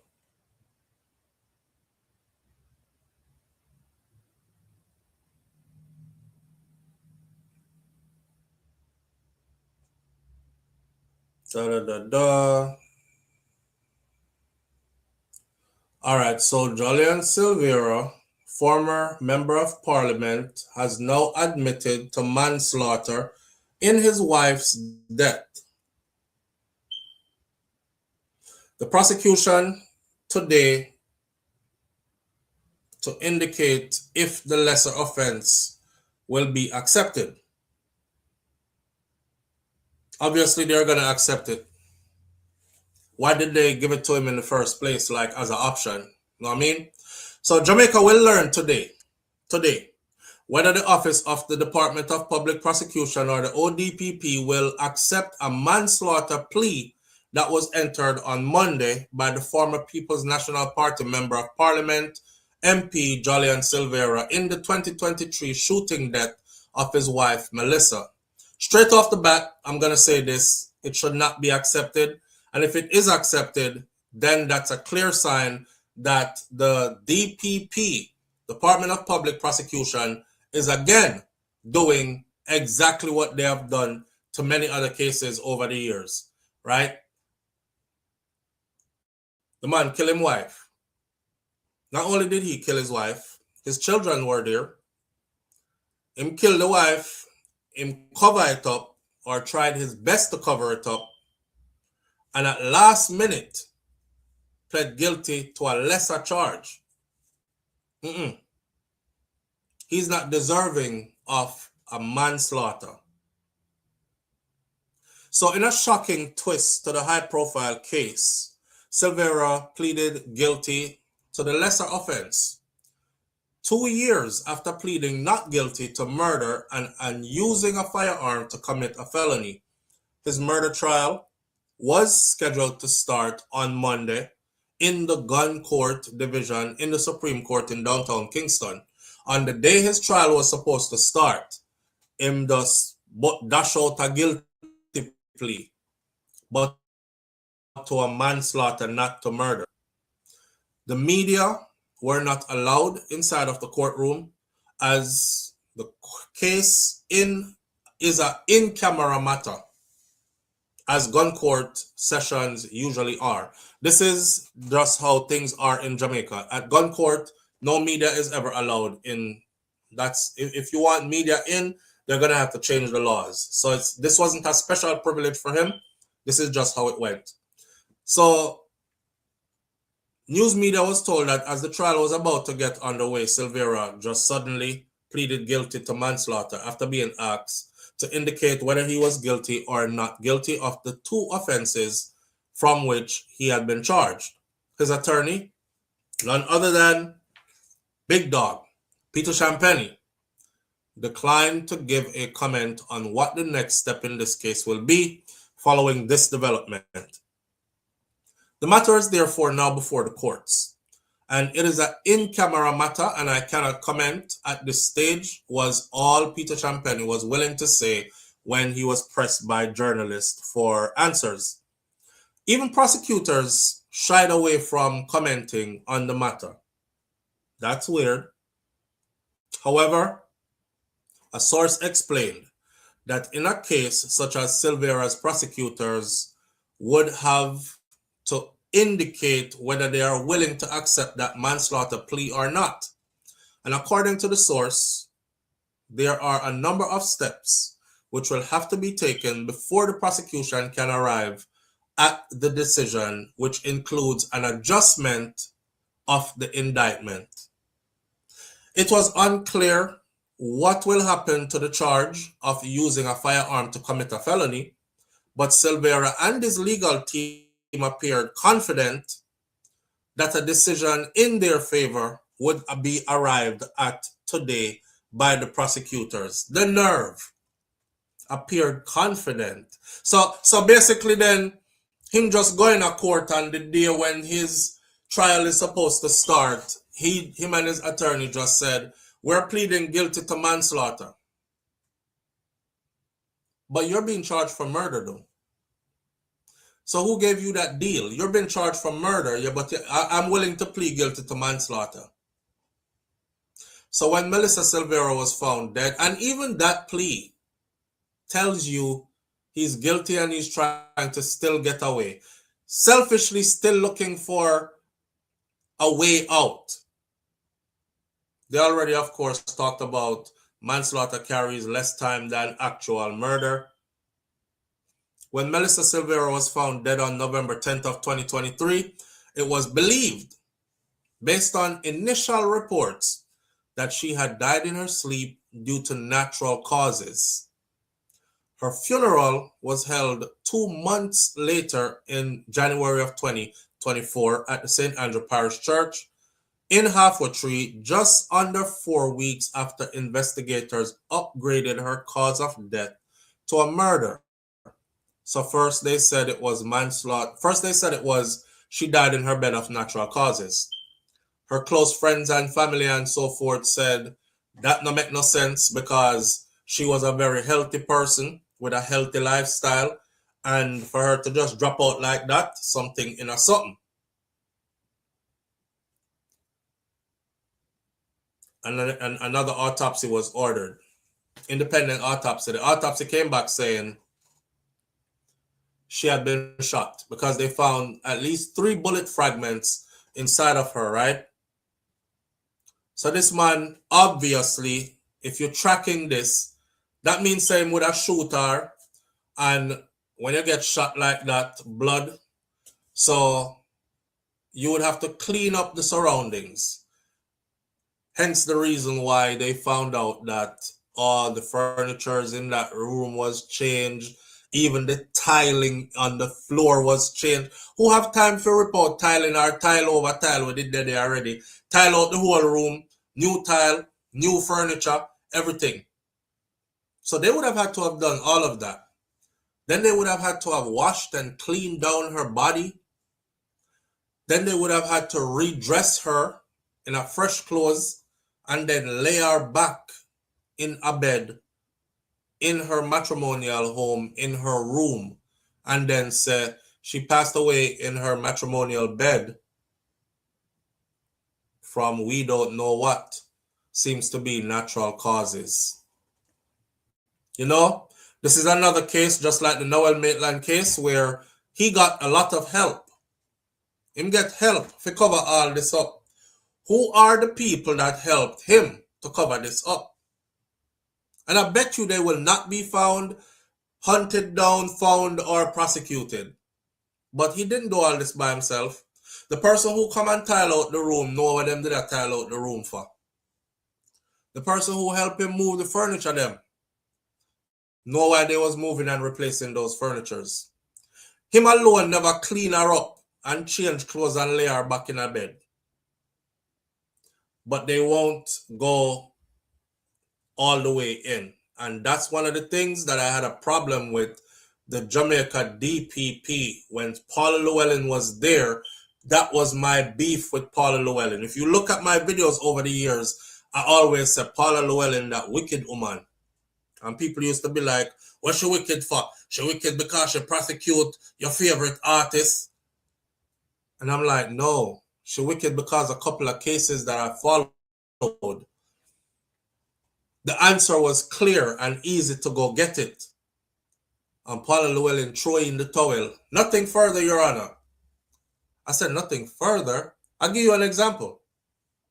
In the Kentucky Kid case, Paula Llewellyn threw in the towel and said, even with video evidence, she threw in the towel. Kentucky Kid get beat up in him house, them box him, kick out him ribs, them. The man was sitting on the toilet, doo-dooing and pee-peeing blood. He videotaped it. Kentucky Kid made a complaint, multiple complaints to law enforcement. One at a time, them tell him, say, well, if you're sure these things are happening, put up some video cameras around your house. And put up the video camera them. It was on the same video camera we watched the video of the Jamaica Constabulary Force members pull up to the man house like real gangsters, go through him house, drag and beat up him pregnant wife, beat the daylights out of him. Paula Llewellyn had all that on video.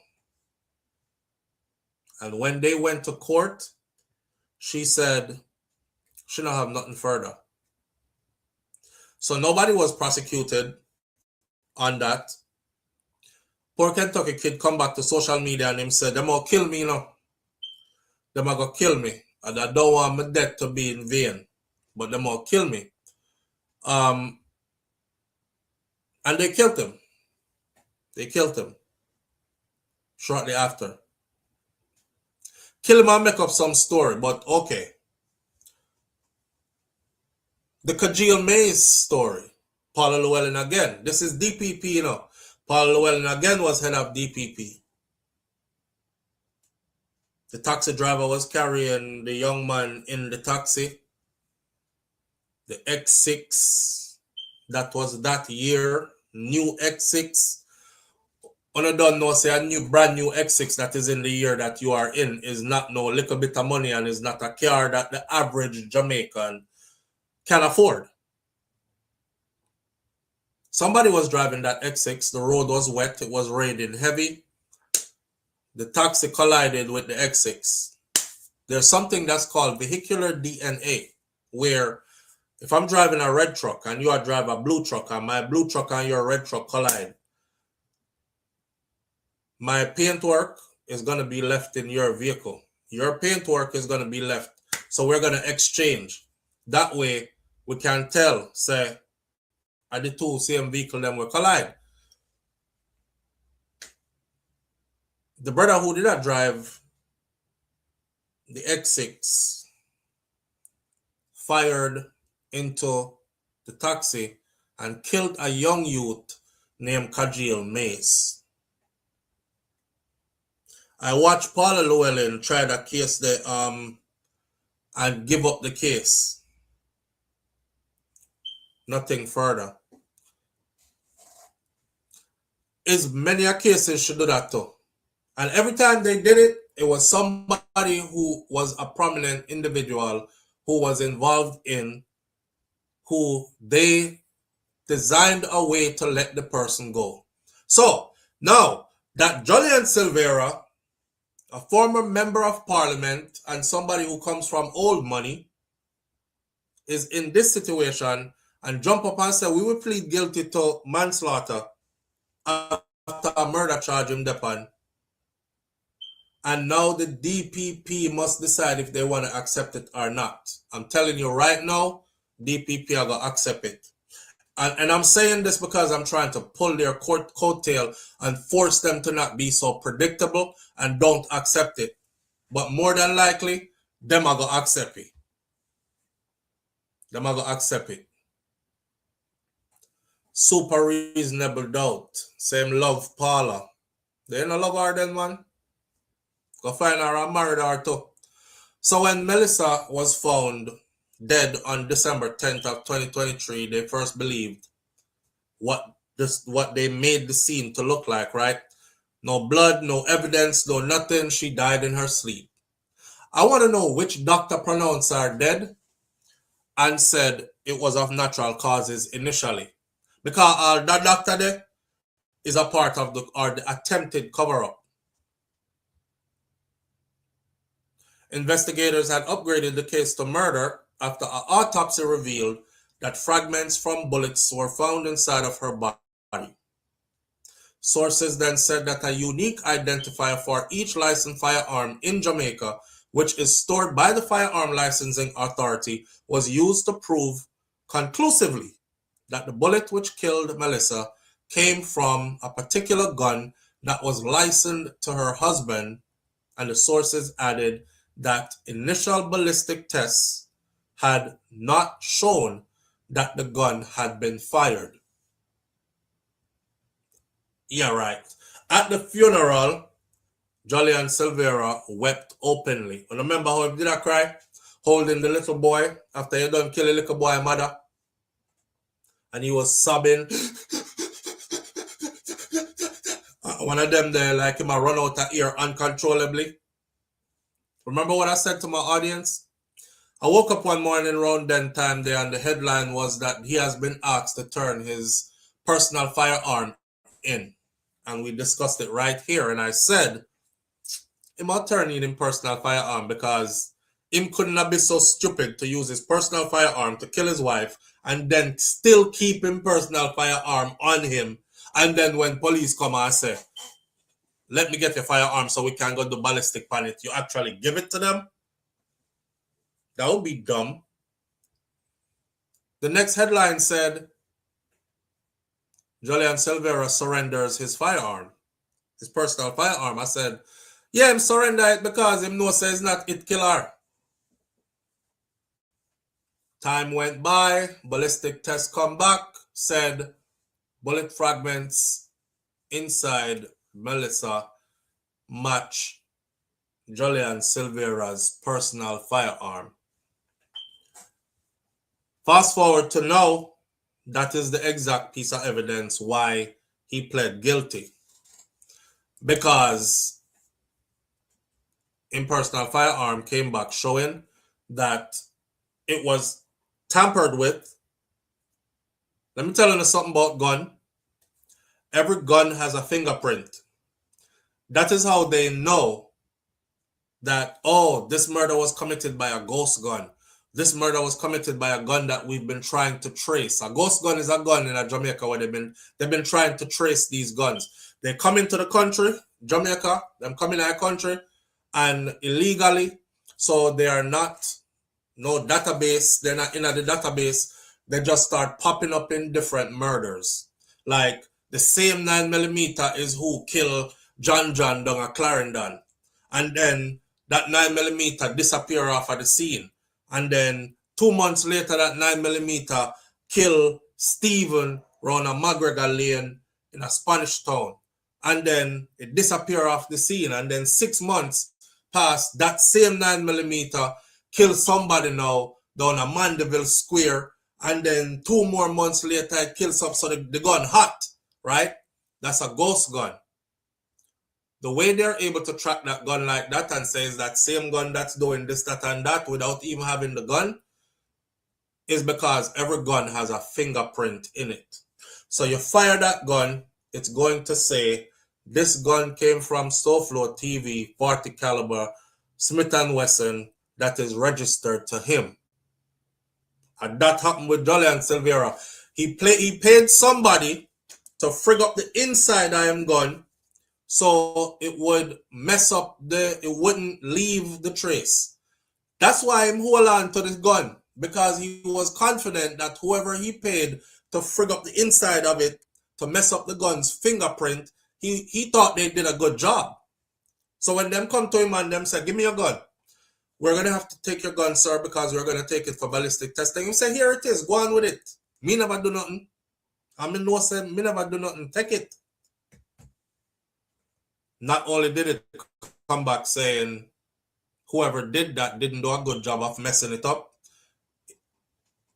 it still shows a film gun it come from, but they could actually also see that the weapon was tampered with to make it so that you can fire a gunshot and not be traced. So they didn't do a good job. After he was arrested on January 24th, he maintained his innocence. Well, I never do I'm a wife, then I know them treat me like this. Retired Deputy Commissioner of Police, DCP Fitz Bailey, who is now serving as Commissioner of Police in the Turks and Caicos Islands, had announced in January of 2024 that there was sufficient evidence to slap charges on Silvera, and therefore the former MP was arrested by detectives assigned to the Major Investigations Division. Bailey said that several lines of inquiry were drawn during the investigation and was satisfied that there was sufficient evidence to mount a viable prosecution.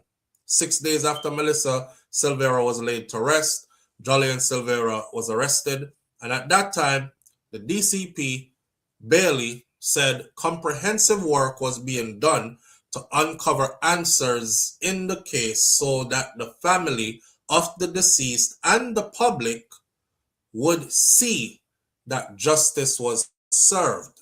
All right, here we are. The whole time he must say it wasn't me never kill her. Down to the last minute, his attorney probably said something like this: you better plead guilty. You see how Noel carried them go to court when Noel could have well plead guilty. Noel took them to court and got found to be guilty. And now that Noel took them to court, you see, and got found guilty, his punishment is going to be harsher than what it would have been had he pled guilty before. So Jolyon Silvera probably thought about all that. And the new gun laws in Jamaica, by the way, the new gun laws in Jamaica they got amended in recent times. The legislation which took effect in November of 2022 introduced penalties ranging from 15 years to life imprisonment for illegal weapons possession, while designed to crack down on gun-related crimes. That strict measure had created an unintended bottleneck in the justice system, meaning there was going to be a lot of pile-up in the system, right? But the laws also changed for, I think it went from 20, 25 to 40 or 45 years minimum. Yeah. Something like that. I think it went about 40 or 45 years minimum if your charge is murder and you are found guilty. So Noel Maitland should not be looking at anything less than 40 years before he is eligible for parole, according to these new gun laws in Jamaica. Remember, I know, them did change the gun law in recent time to where if you got caught with it, then that was an automatic 15 years. If you committed murder with it, then that was an automatic 40 years before you would be eligible for parole. And first degree murder and so on and so forth, if you were a juvenile, then moved the juvenile thing up to 25 years.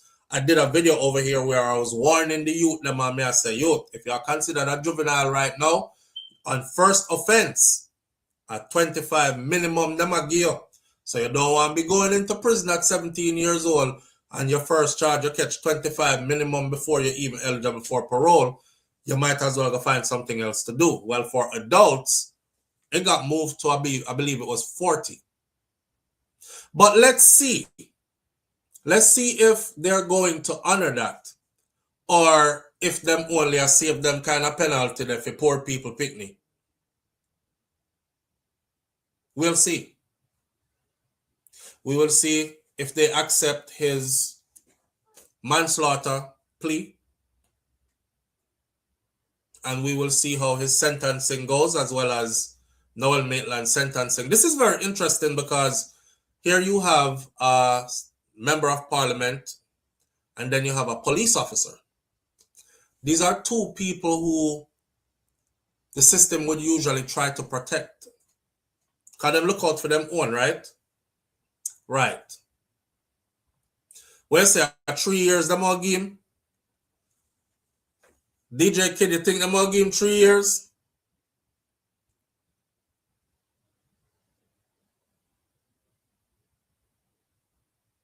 I don't think his wife was related to PJ by blood. I think PJ was her, what them call it, our godfather. PJ Patterson. I think PJ Patterson was our godfather. That's what I was told. I don't think he was related by blood. But I did go and look up where Jolly and Silvera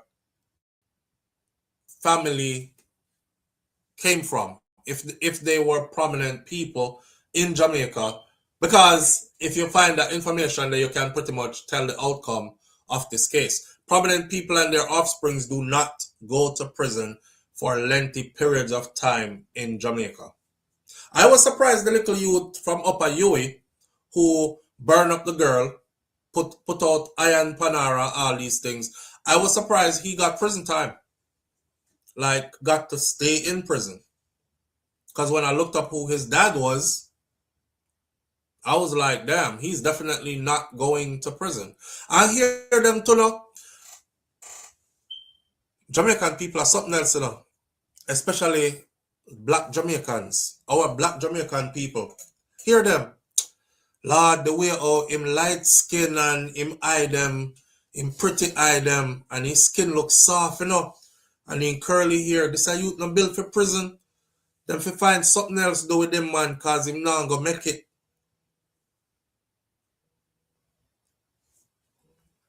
Live on the air with SouFLo. Good morning.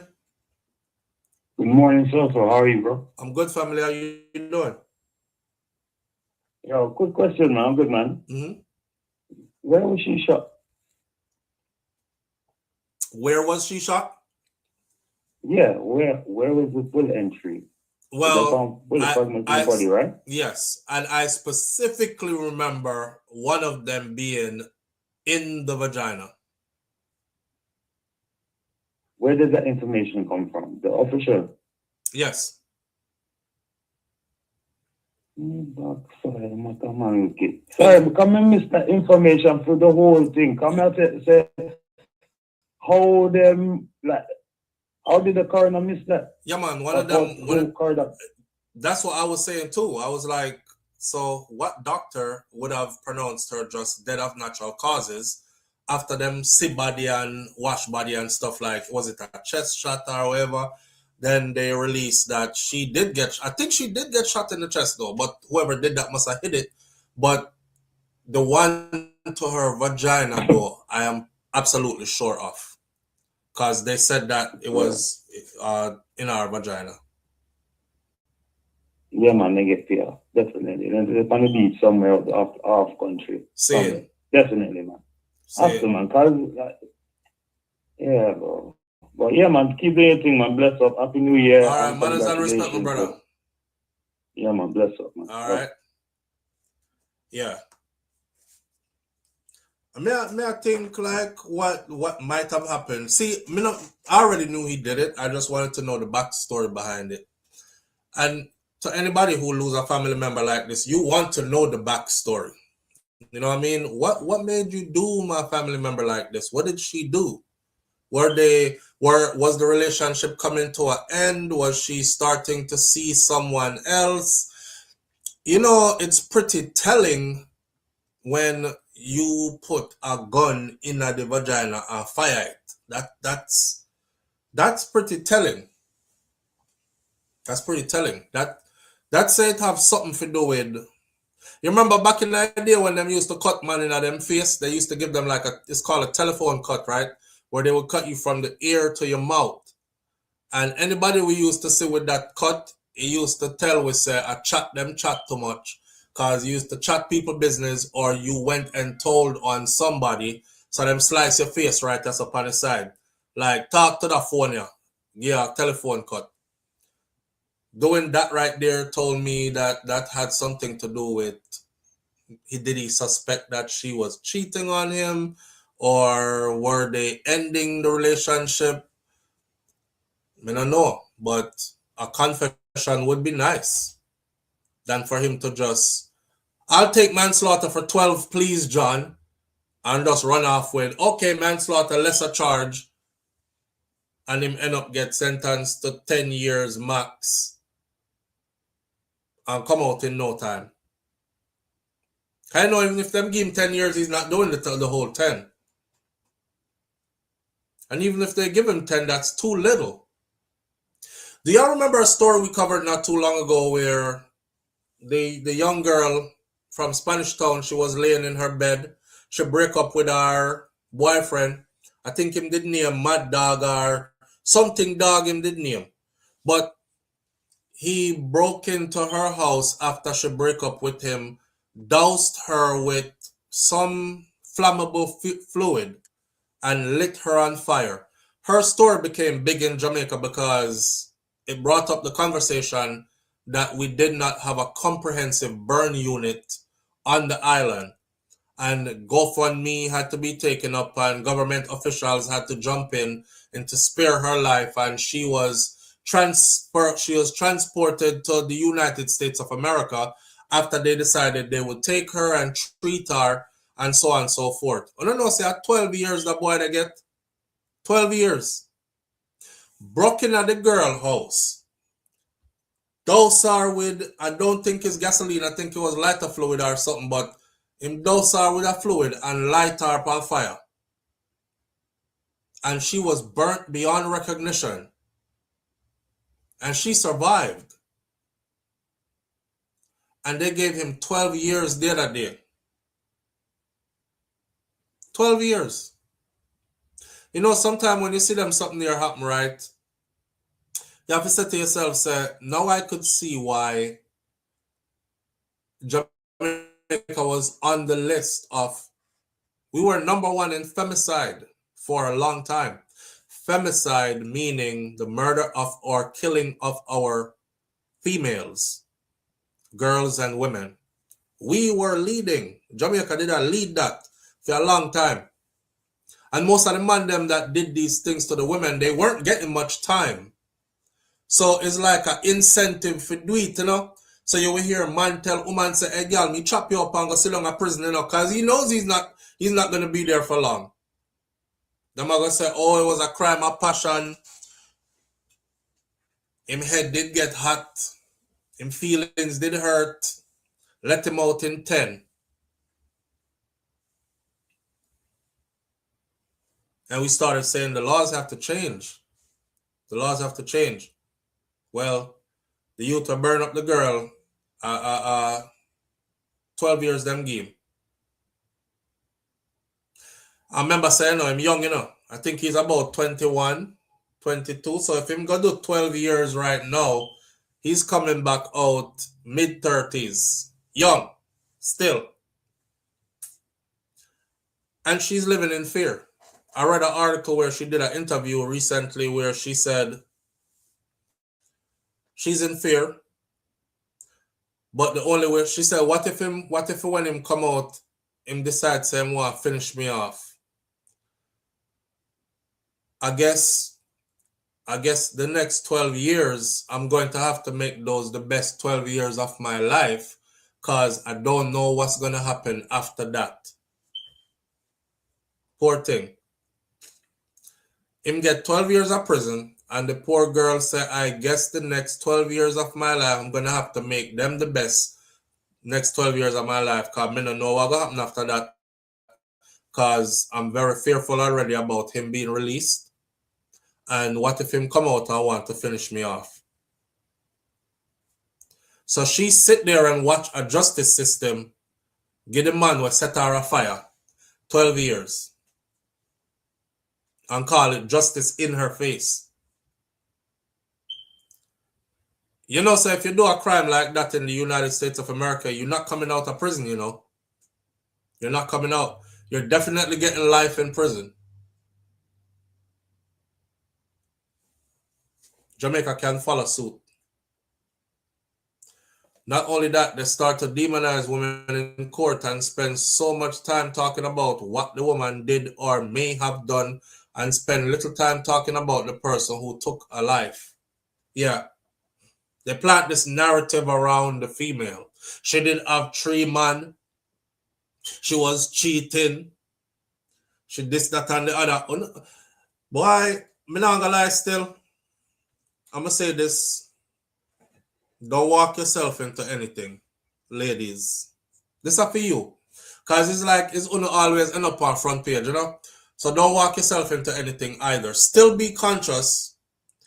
In the grand scheme of things, it shouldn't really matter because you do are how you do are. But you have to remember, say, things happen in sequence, right? Things happen in sequence, and somewhere along the line, a lot of the times, the women have contributed to their own demise. Missy woman already there with man who she know is a madman. Remember, I know our man, you know, them always take up them kind of gunman, madman, dangerous man. Everybody afraid of him. Me not afraid of him, though. My man, me love him. Just by his personality and alone, which I think is a disorder, I'm like, you with a real killer. You're not afraid of him? No, I'm not afraid of him. I'm not afraid of John. John now do me nothing. That's the mentality, right? And my man, him not doing me nothing. And then he does you something. Mr. Woman with them, the kind of man they are already. And still out a road. They cheat with other man. Knowing said a madman that will kill you and the man we are cheat with. Of course, there are women who got killed for little and nothing. But there are women who contribute to their demise. You know what I'm saying? It all goes back to being careful who you even choose in the first place to be with. Who you even choose in the first place to open your legs for. Who you even choose to entertain in the first place. It goes back to that. And it's not blaming the victim. It's just making those who are still alive wise. Be wise in your choice because it could come down to be really bad in the end. And while people that they are talking about, look for SouFLoTV, always I blame the victim. Guess who's not going to be here anymore? You. So, woman, you don't have to choose wise to ya, man. You don't have to choose wise to. There are those cases, though, where you just could have never tell, say he was going to be that guy. I mean, when you see the violence, I'll take that back. But on a stay. You excuse the red flags because you're so in love. You know, like what I always say, like if the boy lift up him hand run, don't wait for him drop the hand on you. If him ever look on you and go on like him too aggressive, like him will beat you up or something, done it. Don't prolong the relationship because beating is coming. There's always a warning. Always. Nobody goes from loving, caring, love you, babes, to out of the blue, just poof, paf, paf. It don't happen like that. There's always in sequence and it's always a build-up. You stay there and you ignore and you forgive and you ignore and you forgive and you get more and more and worse until it reach a stage where it's like, God Almighty, this me I live with, or me run for my life because he won't kill me. Or your people are crying because he did kill you.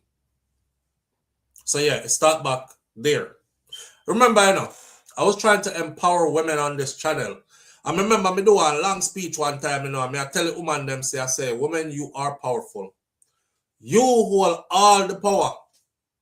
Pum powerful, God no. He hold all the power, because hear what? Everything where you see man do, go you think them man do it for? Everything you see us do as men, what you think we doing it for? What do you think we are doing it for? It's not for show off upon the next man. And we can't really even show off upon the next man until we get all a good woman. Everything you see man do. Woman. So if a woman say, that's not flying over here, not happening, don't want you over here for that move, you must go readjust and come again. And I'll be trying to tell women this, you hold all the power. Now give no boy your power. You hold all the power. A woman can take a man and change how him dress, change how him speak. Me not tell him if you go take up no build a beer, fix a upper, and look pan, cause some of y'all be looking at some raggedy ass men that have no hope. And you know they talk about, boy, him look good still, you know. Him just rough, you know, but me can smooth him out, man. Can dress him little better, and me can make him get a haircut, and me can fix this, and me can fix that, and me can teach him how to love, and me can left them alone. Left them alone. And them me I talk about. Yeah.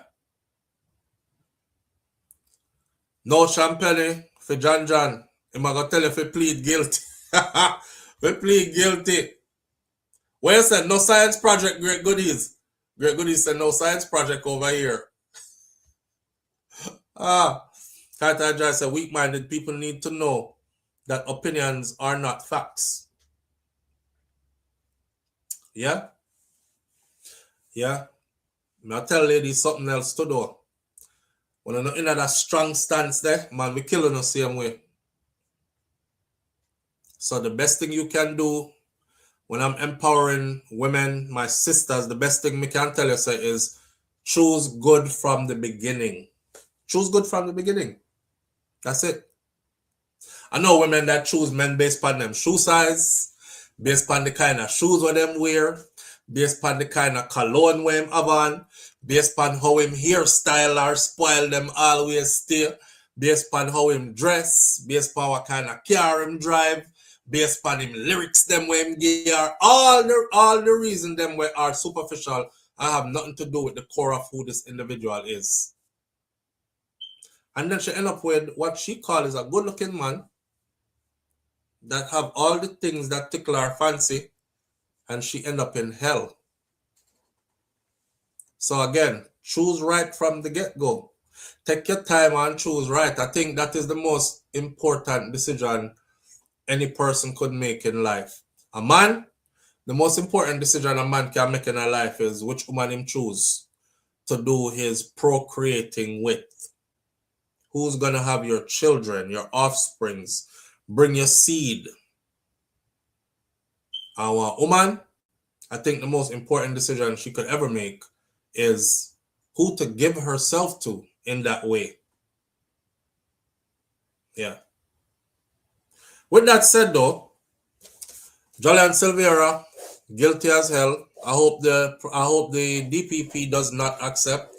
I know Peter Champagne is sitting somewhere saying this fucking SouFLo. He's over there talking like he's an attorney, like he knows the case or whatever. Me no business where you want, say, sir. Your client killing him wife and him don't deserve no, but I understand your job. And if me ever get in a trouble, probably I call you too. But he murdered the woman and our family deserve justice. Those little kids deserve justice for their mommy. Remember Peter Champagne did tell us to be careful of our speculations out here. And we must remember that children are involved, right? And then now we complete guilty in the latter part of this. You know, Sam did guilty from morning.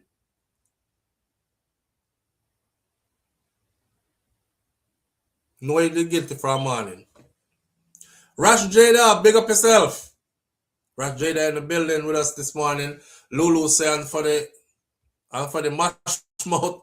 For the mash mouth, man, a set of dentures wouldn't hurt. Oh, man. Then someone gonna take up mash mouth, man, and give them full dentures, man. I know one such woman, I won't even say who that was. I was laughing when she was recounting their relationship, and she said, me took up the man with all him mouth did mash. Not even teeth he never have when he come in a relationship. And when he left with bank account empty. And he left with a full set of teeth.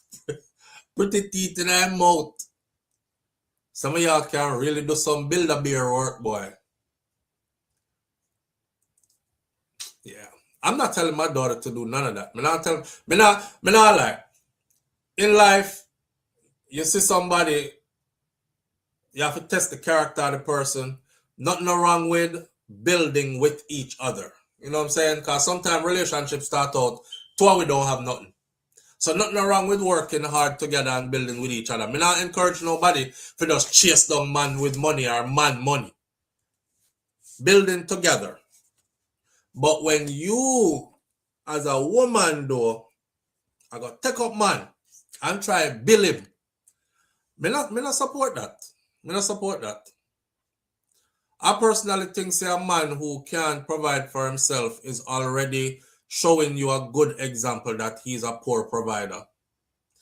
I know the man that gonna beat me for this, but any man who is worth his salt is not going to beat me for this. If you're back weak and you're broke down, you're gonna beat me for this. A man who need a woman to pick him up and put him on a level is already demonstrating to you that he is incapable of. He can't take care of himself. If he can't take care of himself, what you are doing with him?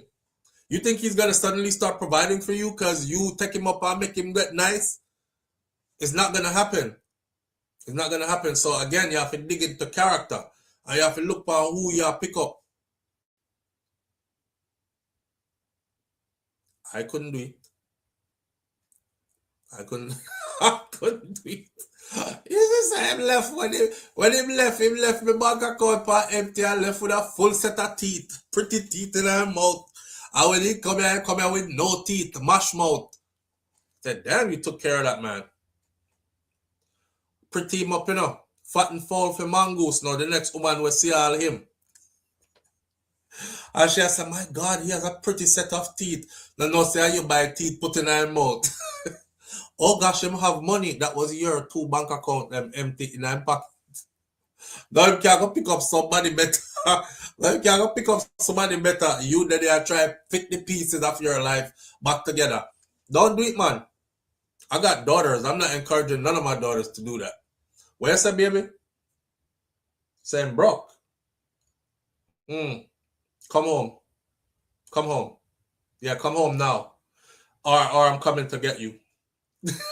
come home now or I'm coming to get you.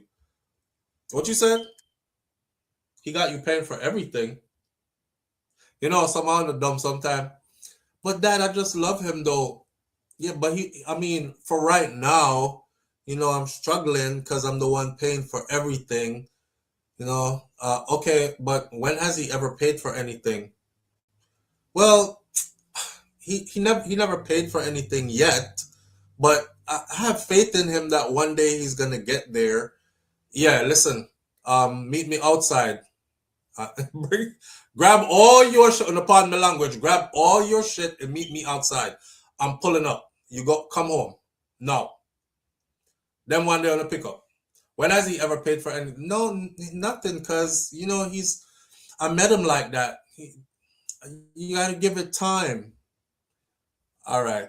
Tell him take the time without you. Tell him reach something first, and then we see what can go on after.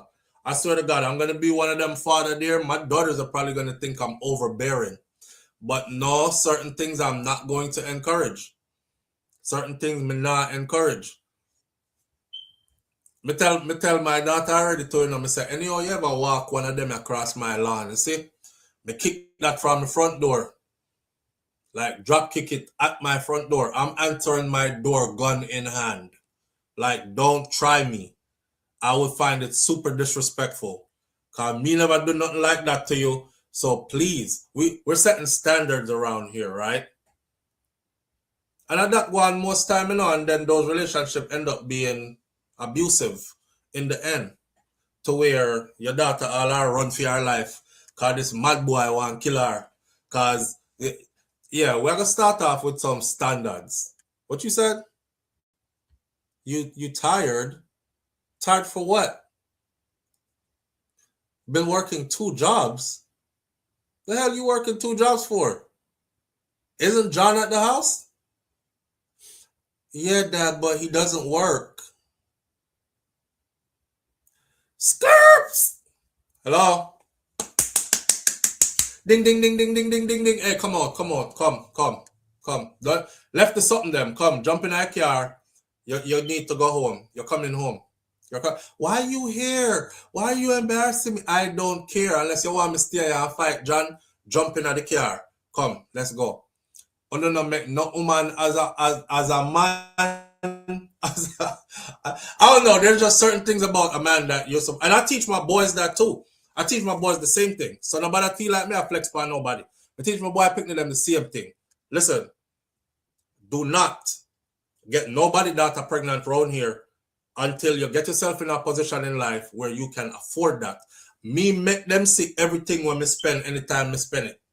Right? Just the other day, I went through the line. You know, this is a simple Walmart shopping. Kai is 7. Kai have bigger brothers. All of us were together. Kai look at the thing when it ring up, and Kai said, this is how he laughing, right? He was like, he said, Dad, you have that kind of money? Now, mind you, it was like only $108, I think it was. But he was like, you have that kind of money? And Kai is 7. I say, yes, Kai.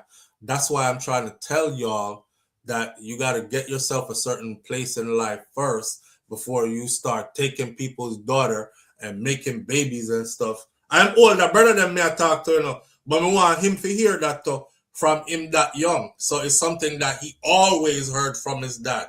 So him not end up being one of them build a beer there where feel like a woman to pick him up and build him up kind of thing. I don't need no woman to build me up. I could build with a woman, but I don't need no woman to build me up. And you can't call yourself a man when you need a woman to build you up either. I feel like Shagga have too much talk. And I can't fix my crown right and say what I need to say as king. See? That's right there. Lesson of the morning though. The enhanced gun laws in Jamaica should take care of Noel Maitland and they should take care of Julian Silvera. The only thing I'm worried about here is the date. The date that the laws changed. And they might say Noel committed his crime before the law was changed, which I don't think he should get the benefit of. Julian committed his crime before the law was changed, which I don't think he should get the benefit of either because he wasn't convicted until now. And the law is what it is now that he's being convicted. So we're going to keep watching the case just to see if any special treatment is given to any of these people. The politician or the police. So them name. All right. The last thing for the morning that we're going to talk about now is actually, I have an interesting one for you. We did not go talk about TPS, temporary protective status for the Haitians. In short note, because we have something more interesting to talk about. In short note, I'll say this. The Haitians got lucky at last minute. The Haitians got lucky at last minute and their TPS was rescinded at last minute. Today was supposed to be the day, February 3rd, that the Haitians would become, or 500,000 Haitians would become illegal, or it would be illegal for them to continue to live and work in the United States of America. They've been telling the Haitians for the longest who are on the TPS to start to filter out and go back home, because if your TPS expires and you're still here, then you're going to be fair game for ICE. Well, last minute in, a judge temporarily blocks lifting of the deportation protection for Haiti migrants. A federal judge had temporarily blocked the Trump administration's attempt to end the deportation protection for more than 350,000 Haitian immigrants who are now allowed to live and work in the United States of America legally under the TPS, Temporary Protective Status Plan. This is one day before the TPS was set to lapse. You know, it must be nice to be in such position of power, to have people living in fear so much. They're biting their fingernails up to the last minute. And one day before, stop. You can breathe. It's okay. That's why when we had the two attorneys on yesterday and we started off with what to do if we encounter ICE, I thought it was important to do that and to get some professional feedback or some professional guidance for this audience, because most of us in here are not Haitians. However, because you look like a Haitian, yeah, you look like Haitian, whether you want to know it or not. All right, I know most of you are going to go and talk about, you don't look like no Haitian. You look like Haitian. You look like one black somebody that come from another island. So you could easily be mistaken as Haitian. Now, what we've been seeing over the last couple of months was who look Hispanic was getting dragged in the streets, run down on, show me your ID. You notice they weren't doing that to too many black people. Well, if this TPS had ended for the Haitians and had made them fair game for ICE, they would have been running down on your ass next, because they don't know if you're Haitian or not. You look like you could be, so we are going to check you to see if you are or not. Which means it would have increased our interaction with ICE agents out here, because them have 350,000 of them for fine. So they're going to be looking for them everywhere. And I needed you to know what to do if they ran upon you, right? Right. That's the reason why. And shout out to Charlotte again. For the people who want or need those numbers for the two attorneys, the video we did yesterday, their contact information is pinned as the first comment underneath that video. Take them advice. Don't go outside. And the thing is, the judge for the Haitian not in. The judge never give them a date as to how long this is going to last for or when it could be up. And please remember that the Trump administration is fighting this vigorously. They already got TPS taken away for Venezuelans. I think it got stopped also last minute. Well, no, the Venezuelan ones went into effect and then it got rescinded. So the Haitians still don't know what's about to happen to them. It could happen at any minute. In the meantime, the rest of us out here will be fair game. You might say, I have my passport, so I don't know. Just remember to carry it with you. And remember what the attorney said from yesterday as well. Make sure you have an attorney's number close by, because usually you get picked up. They don't want to believe what you're saying to them. If they decide to be overly aggressive, if they decide they have to take you into custody regardless anyways, usually you don't remember numbers like that off the top of your head.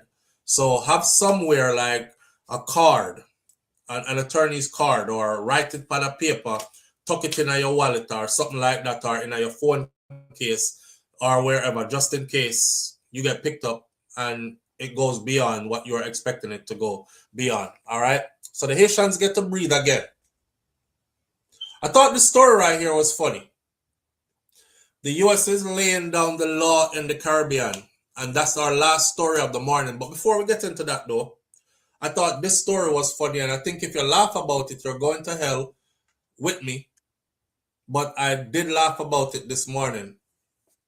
Blind electrician struggles to get a job. That's the headline. A blind electrician struggles to get a job. A Jamaican is printing up. And the brother blind for real. And when you think about an electrician, you could get electrocuted and die. And him blind. And him say must struggle. So even after years of mastering the trade that requires hands-on skills, blind, multi-skilled tradesman Dean White is still facing closed doors. Desperate to be seen and heard, White has taken to YouTube and TikTok to showcase his talent but opportunities remain elusive. A blind electrician struggling to find work. I shouldn't laugh. So him said things get more difficult because things constantly change, but what not change is me not get no steady work. voicing the frustration of someone constantly fighting to survive. White says that he is a self-taught electrician, he's a plumber, and he's a tiler, and that's why boy can't beg me nothing, because the man don't have him sight, and him a tiler, tile floor, him do plumbing, and he's an electrician. He also holds a Heart Insta certification in shoemaking, but he has been unable to earn from that skill. Him say, right now, it rough enough to make shoes in a Jamaica, and that's why I can't do much in that business.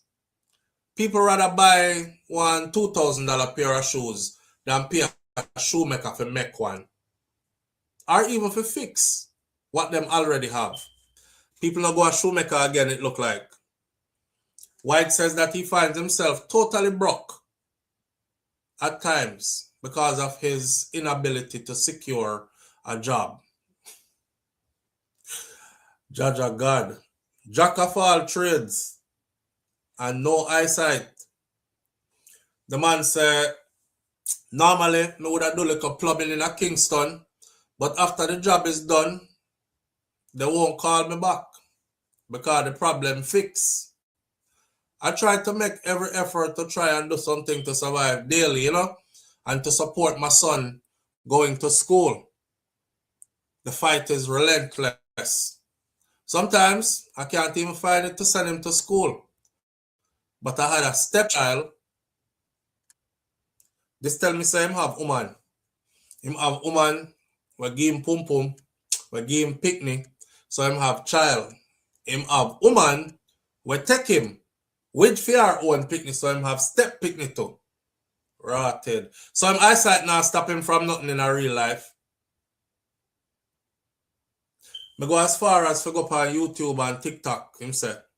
Sometimes I can't find money for send him go school, but me have a stepchild who help me out, or some relatives, or some friend will step in, Anything I get, I have to stretch it to secure it.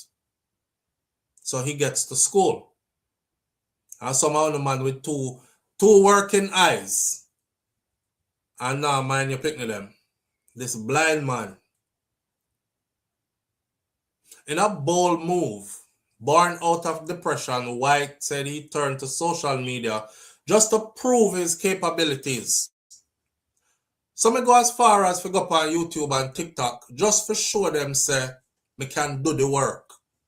Because them not believe, them think because I'm blind, him can't do the work. There's no way you can be tiling if you're blind. There's no way you can do electrician work if you're blind.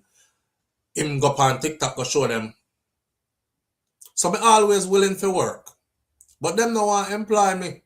Blind people now have no opportunity to work and provide for themselves and them family. The 48-year-old Longville Park resident lost his sight to glaucoma in 2015.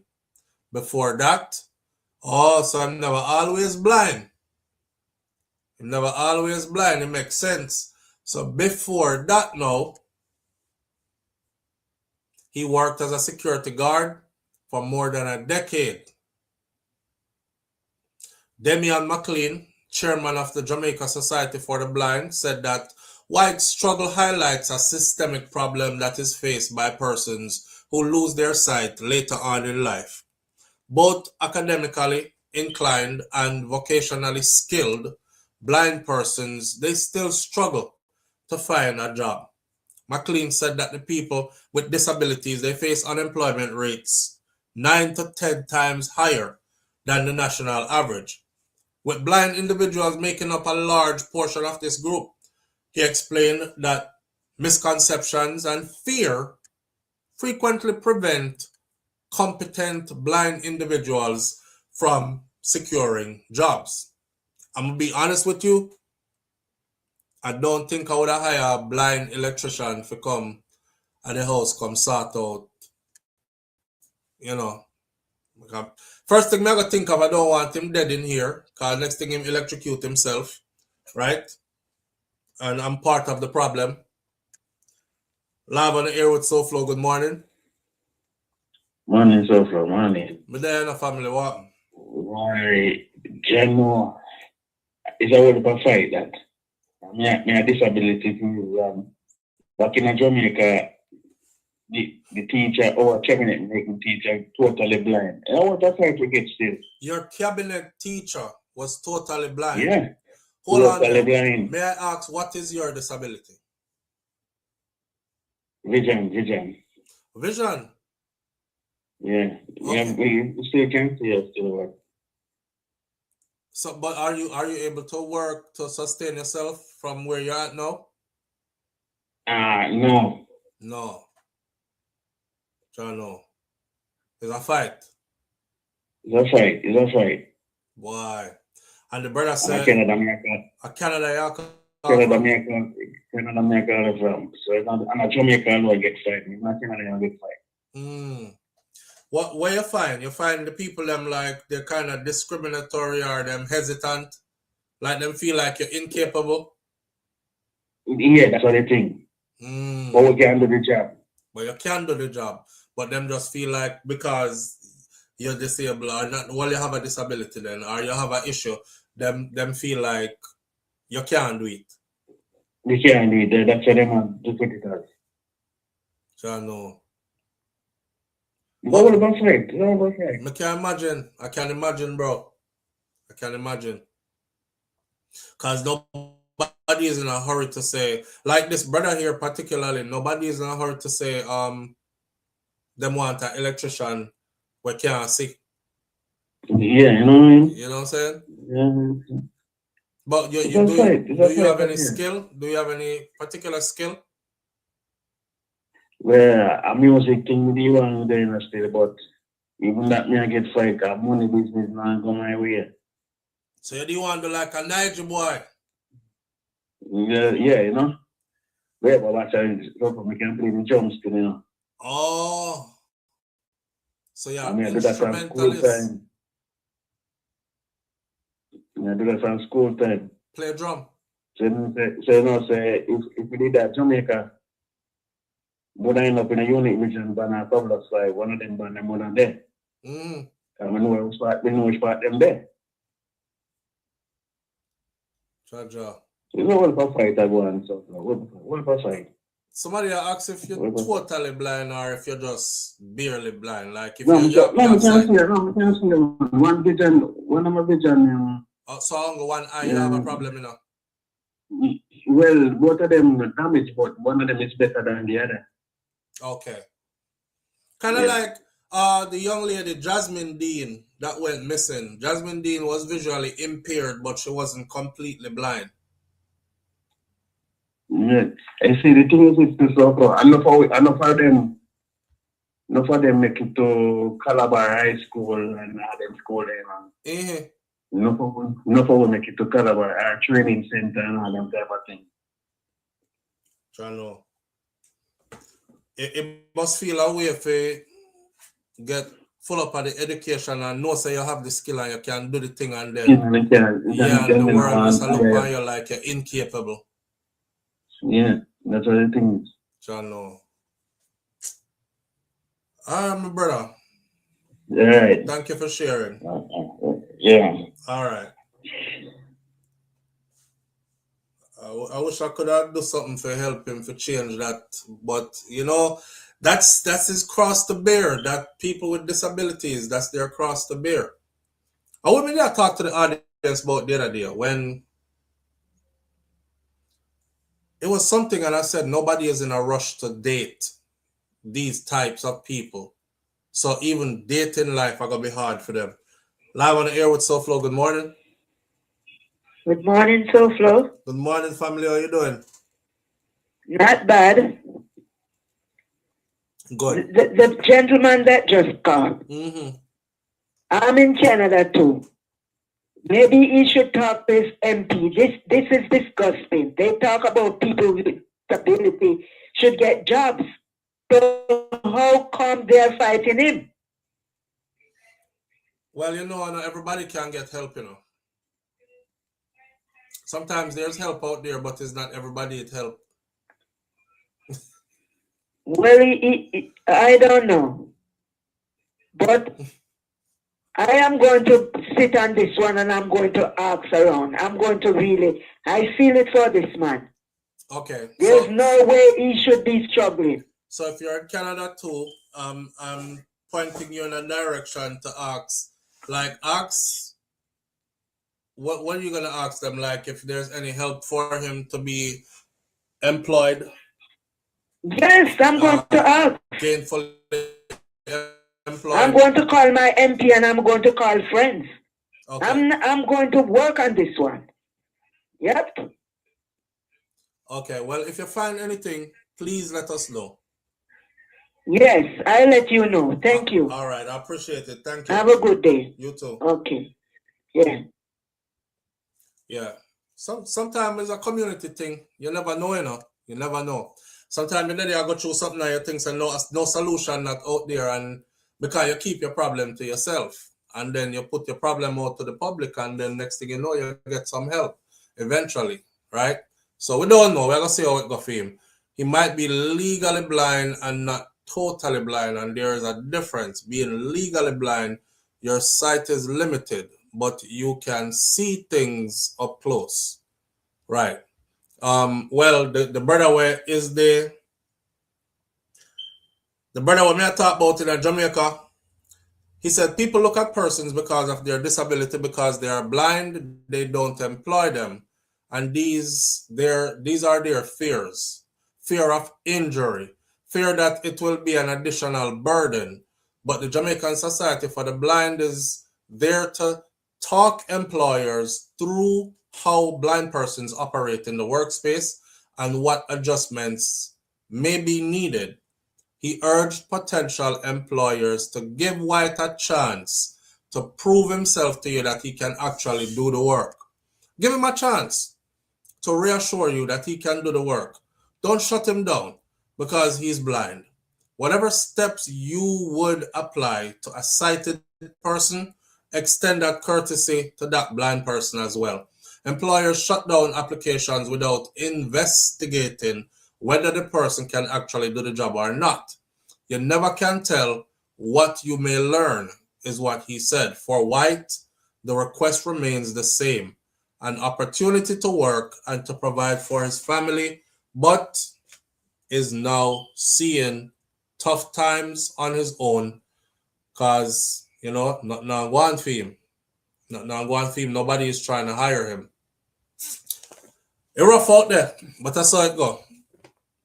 They may be a liability. Well, that's what the School for the Blind in Jamaica is saying, is that is what we think. That's what we think. And we shouldn't let this prejudicial thought process prevent us from giving them an opportunity. Because if you give them the opportunity, they will show you that they can actually do it. I don't know how them are going to do it. Me used to looking at my grandmother them wall when time them did build up the house at Jamaica and stuff, and well, all me seen there bare wire. So when I think of electrician, I don't see how him could have go in at something there and sort out the wire them. I would be skeptical. Anyway, another thing here we got to talk about this morning. We're winding it down. The United States Embassy is inviting Jamaicans to put in their applications for the locals who are wishing to attend the upcoming 2026 World Cup in the United States of America. The embassy is saying, put in your application now. In a post on Twitter or X, the embassy said that the U.S. is prepared to welcome visitors from around the world to the greatest FIFA World Cup 2026 in history. What do you feel about this? Come here, come a World Cup and ice dry. Come here, come a World Cup and ice, come kick you down in the street, them drag you. The calling card says, be a part of history and apply for your U.S. visa today. All visa applicants need to meet all eligibility requirements under the U.S. laws. The World Cup will be held in a cross-continent showing in Mexico, Canada, and the United States. Record tickets requests have already been generated for this event. Some social media users have expressed uncertainty online about attending U.S. matches, citing an ongoing immigration crackdown in the United States of America, while multiple football executives, including former FIFA president Sepp Blatter, have supported boycotting this event. Tensions have been heightened by U.S. President Donald Trump's repeated comments about annexing Greenland. Trump, on the other hand, has expressed confidence that this World Cup will be the best World Cup in history. So again, Jamaicans who are local, who want to come to the 2026 World Cup, start putting in your applications now. What says thee? Let me read some of them comments here. Where is it? You don't even know what providence of the person live in, or okay, that the person try to help somebody.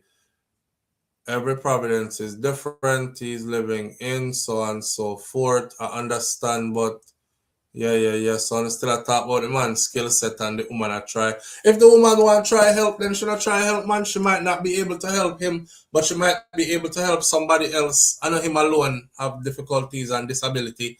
Somebody else does. They're just not calling in to say it, right? So if she find out something that can benefit somebody and she come back and tell us, say, this is how she live in her area and this is what it says, she might be able to help somebody there through this platform.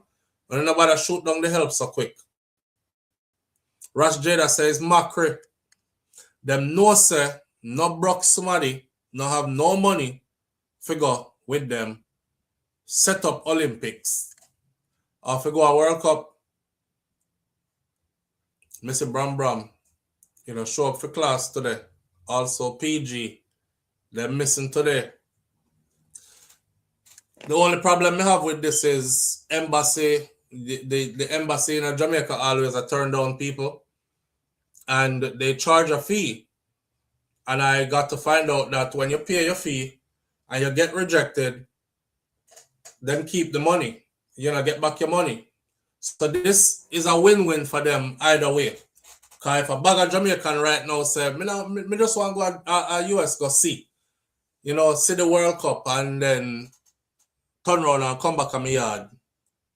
Turn around and come back to my yard. Jamaicans, now is not the time to run off. Turn around and come back to my yard, then reject your application and keep your money. They'll be the ones making a whole lot of money off of us. It's a trap. Julie Tapper said it's a trap. Don't go. Not shoot it down. All right. The last one we have for the morning, boy, we call that one the audacity. When I hear this, people, this is from our Caribbean folks. If you're not from the Caribbean, you might not be able to relate to this right here. But this right here, try and make this make sense to you. St. Lucia, the Prime Minister Philip J. Pierre has now confirmed that the United States of America has called on St. Lucia to stop sending their people to study medicine in Cuba. May I say it again? Prime Minister Philip J. Pierre from St. Lucia has confirmed that the United States has called on St. Lucia to stop sending, they're trying to use nice words, has called on St. Lucia. Kind of like how they called on Jamaica to give up the medical personnel from Cuba, right? Yeah, now they're calling on St. Lucia to stop sending their nationals to study medicine in Cuba. I have a big problem. Many of our doctors got trained in Cuba, he said. And now the great United States has said that we can't do that any longer, is what Pierre said this weekend at a meeting at the Second World Congress on Racial and Ethnic Health Disparities. This is a major problem that I have to face. We also have Cubans who came over here to St. Lucia to work. So the American government has said that we can't even train them in Cuba. So I have a major issue on my hands. That's the same thing they just did to Jamaica. And that is why Jamaican authorities started crying out to the Jamaicans to come back home. Want to see the same conversation? Keep going? Right.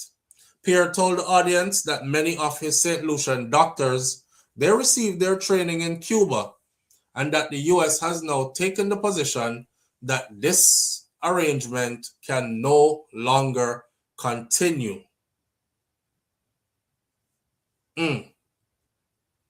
Well, sir, what is this with Cuba? We'll get into it in a minute. Them said the relationship with St. Lucia and Cuba can no longer continue. Wow.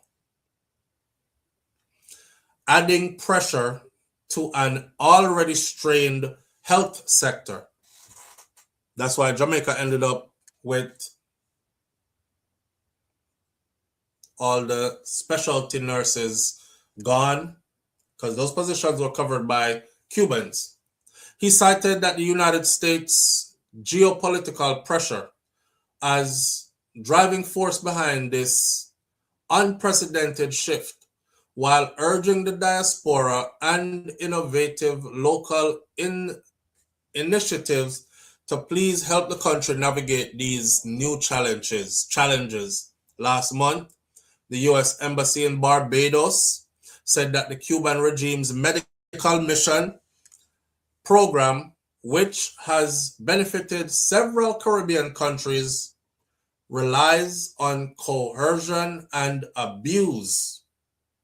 So them in a St. Lucia, them go Barbados, them been go Jamaica. So basically, what they've been doing is getting all the Caribbean islands to cut ties with Cuba. I think this is kind of isolating Cuba, and that is the agenda. That is what they want to do. They want to totally starve out Cuba, because through their medical program, a large amount of money is made. Through their oil program business with Venezuela, which you just see what happened there, a large amount of money were being made as well, independent of anything that has to do with the United States of America. So if they lock off all the Caribbean islands, including and then Venezuela, from dealing with Cuba, they will have isolated Cuba completely. But what is the purpose for this? Last month, the U.S. Embassy in Barbados said that the Cuban regime's medical missions program, which has benefited several Caribbean countries, relies on coercion and abuse. Cuban medical workers face withheld wages, confiscated passports, forced family separation and exile, restriction of movement through curfews and surveillance, intimidation and threats, and even pressure to falsify medical records and fabricate procedures. Many also endure excessive work hours and unsafe conditions, said the U.S. Embassy. Wow. Wow. That's messed up. So all along, I never heard the Cubans complain, and we're talking about decades of partnership. And the U.S. steps in and says, this is why we... I guess they're framing this then to make it look like we care about the Cubans. And we don't want them to be human trafficked, and we don't want them to be abused. Because what we find is that Cuban medical workers are facing withheld wages, confiscated passports, forced family separation and exile, restriction of movement through curfew and surveillance. Who are going to restrict their movement through curfew and surveillance on the island? Unless you're accusing the host nation, which is, this is the same thing that Marco Rubio said to Andrew Holness, you know. Andrew Holness said, nothing like that happens here. I can't vouch for any other island or any other place, but I know in Jamaica, that's not how we do business with them, right?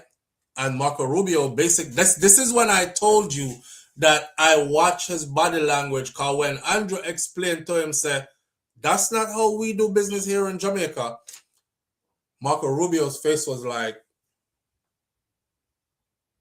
it was like basically, oh, so you want me to call you a human trafficker then? Or are you going to get rid of them? Him never hear one word what Andrew said to him. That's why the U.S. never like Gonsalves in Vinci. Because he was friends with Castro. And he was a strong business partner with Cuba and Taiwan. Gonsalves was his own man, and he never bowed. Well, Gonsalves is out of the loop now, so they can definitely do what they want to know. Hear this. The chair of the Congress, Sir Cato Laurentian, an orthopedic surgeon and senior academic who is based in the United States of America, said that St. Lucia is not without options. Well, let me hear what are their options. Those of us in this diaspora with St. Lucian roots, we need to work more closely with St. Lucia. Oh, so that is the plan. The plan is like what they're saying for Jamaica. Those of us in the diaspora, that Christopher Tufton say, I'll start beg the people them to come back home. Those of us in the diaspora with St. Lucian roots, we need to work closely with St. Lucia. There are physicians here who want to be part of the new hospital system and support the country's healthcare development, noting that the initiative is linked to the University of Connecticut's Institute of potential models. He also highlighted programs that are focused on fitness, healthy lifestyles, and local food cultivation, saying that such efforts are increasingly important as Washington has outlined concerns about the Cuban medical missions through official diplomatic channels in the Eastern Caribbean. Pierre also addressed the financial pressures that are facing the health sector, cutting the long-delayed reopening of the St. Jude Hospital in Vieux-Fort. He said commissioning the facility carries an estimated cost of about $50 million US, a figure that cannot be absorbed rather by the national budget. So I guess this is where the US comes in. And the US is saying, well, we will help you to finish up that. You know, you get new hospital and all that stuff, but get rid of the Cuban medical personnel. And don't send any of your people to medical school in Cuba either. So not only do they not want them to have Cuban medical personnel on their island, they do not want them to send their people to medical school in Cuba either. Wow. That's crazy. He said the administration has explored using the Citizenship by Investment program, through which foreign investors are granted local citizenship in return for making a substantial investment in the socio-economic development of the island, as a means of helping to bridge the funding gap.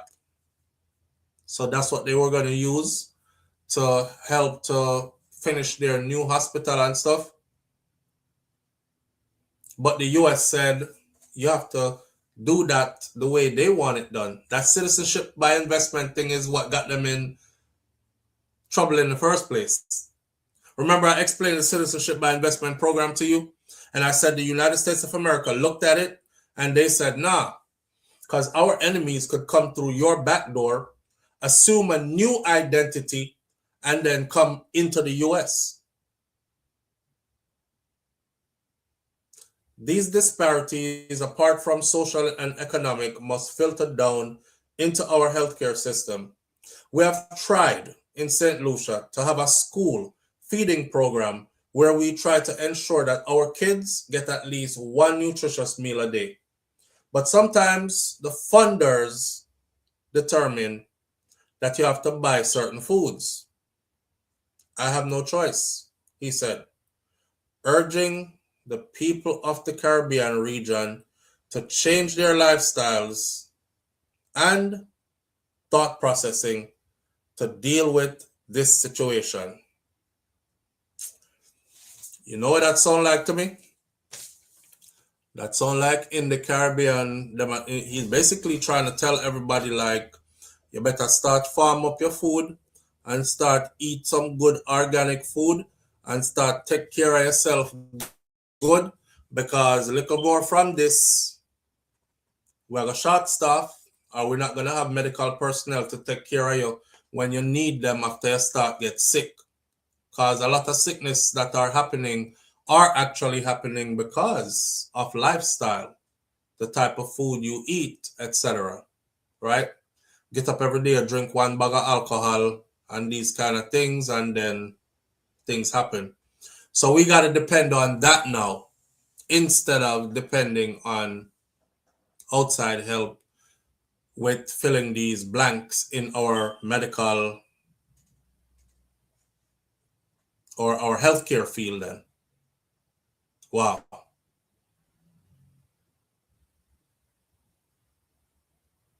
If I feed you, you can't resist me. Interesting. Interesting. So this is for Barbados and then St. Lucia. And like I said, they're already in Jamaica. And a couple of other Caribbean islands have already signed. Remember, so them signed the paperwork to take in immigrants or people from the United States of America, refugees from the US. Yes, diabetes is rampant in Jamaica now.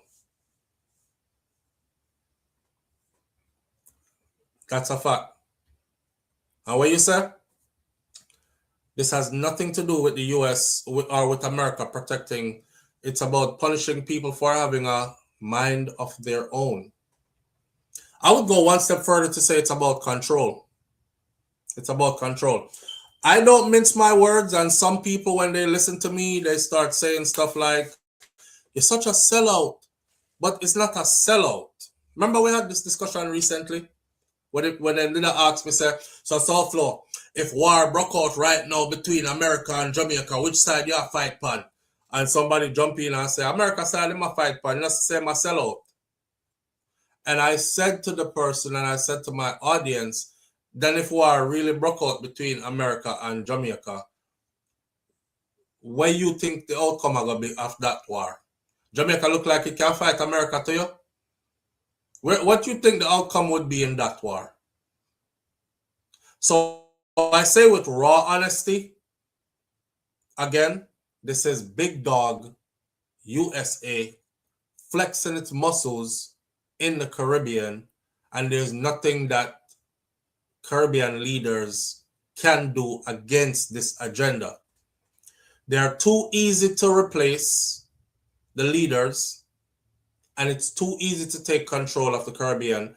And every Caribbean island combined is still not powerful enough to fight against the United States of America. It's sad to say, but it's true.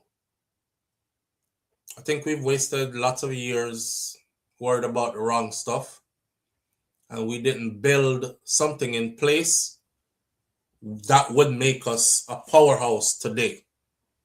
This not come overnight. This not come overnight.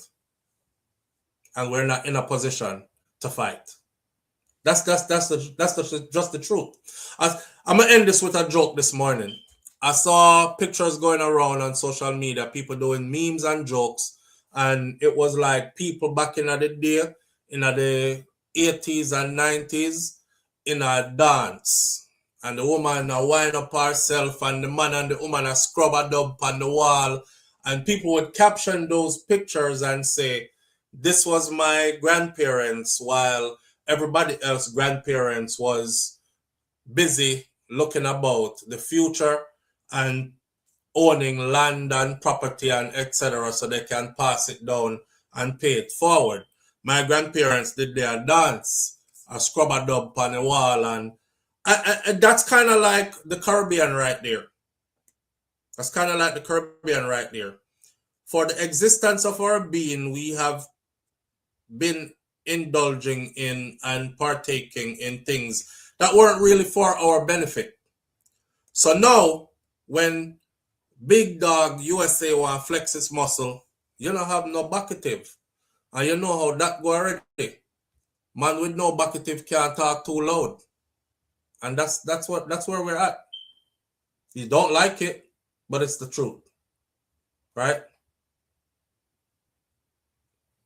Where's the finest said because they put their faith in a pepper nose. This happened before, Andrew, friend. Jamaica can't even fight itself. I don't think there is a country in the world that can take on America a fight. So how must we expect poor little Jamaica alone, or even the Caribbean region alone? Want to see how the warships them roll out the other day and position themselves throughout the Caribbean Sea and start shoot out boat out of water. Fisherman gone out, they gonna fish and never make it back home. Right? Oh, they're transporting cocaine into the US. We just killed 4 more today. None now we couldn't do nothing. No island could do anything. What was our defense? Let's stay home. Our fishermen said, why we don't have no fish for selling no because we can't go out to sea.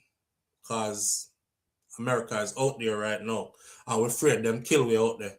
And so we did sell drugs. That was our only defense. That's it. No island can fight USA by itself, and all islands combined together still couldn't fight the USA.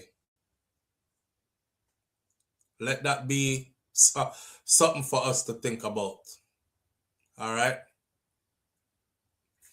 Manners and respect to everybody tuning in. I appreciate you greatly. Thank you for being here this morning. We're going to end it right there, so I will see you tomorrow morning. My grandmother said, be good. If you can't be good, Miss Ruby said, be careful. Mas Clevie said, I will see you tomorrow, if God spare life, knowing that we are not God, and no matter all the material possessions and whatever you have, you can get tomorrow. Take it, come give it to nobody. You can't even guarantee yourself tomorrow.